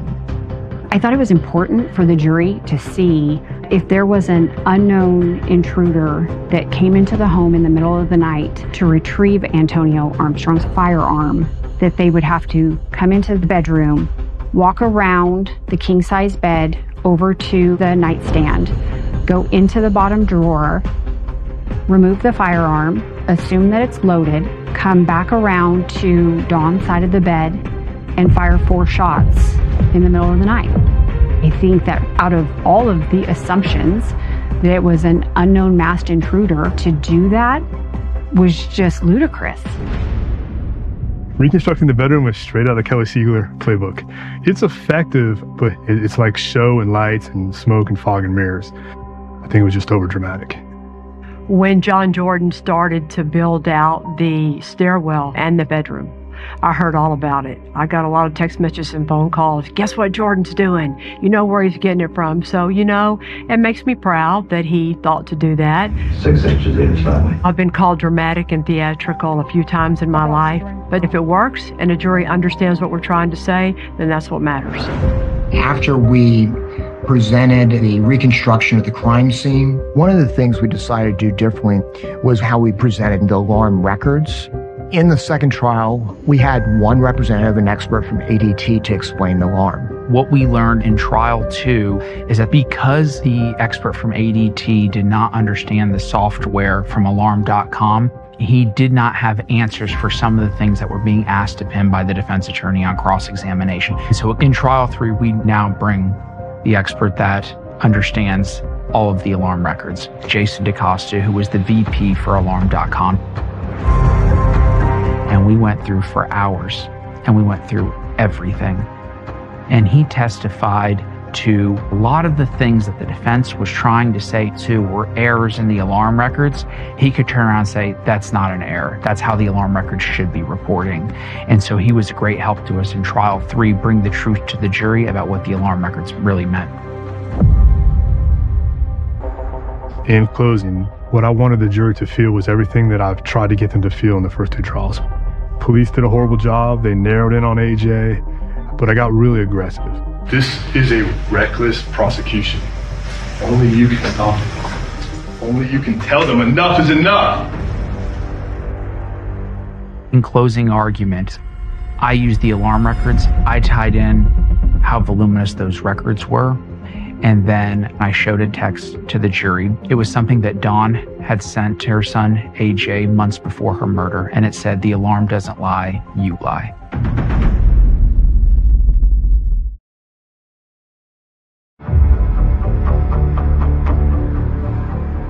After 2 hung juries and an exhausting third trial, the prosecutors are making their final argument to the jury in closing statements.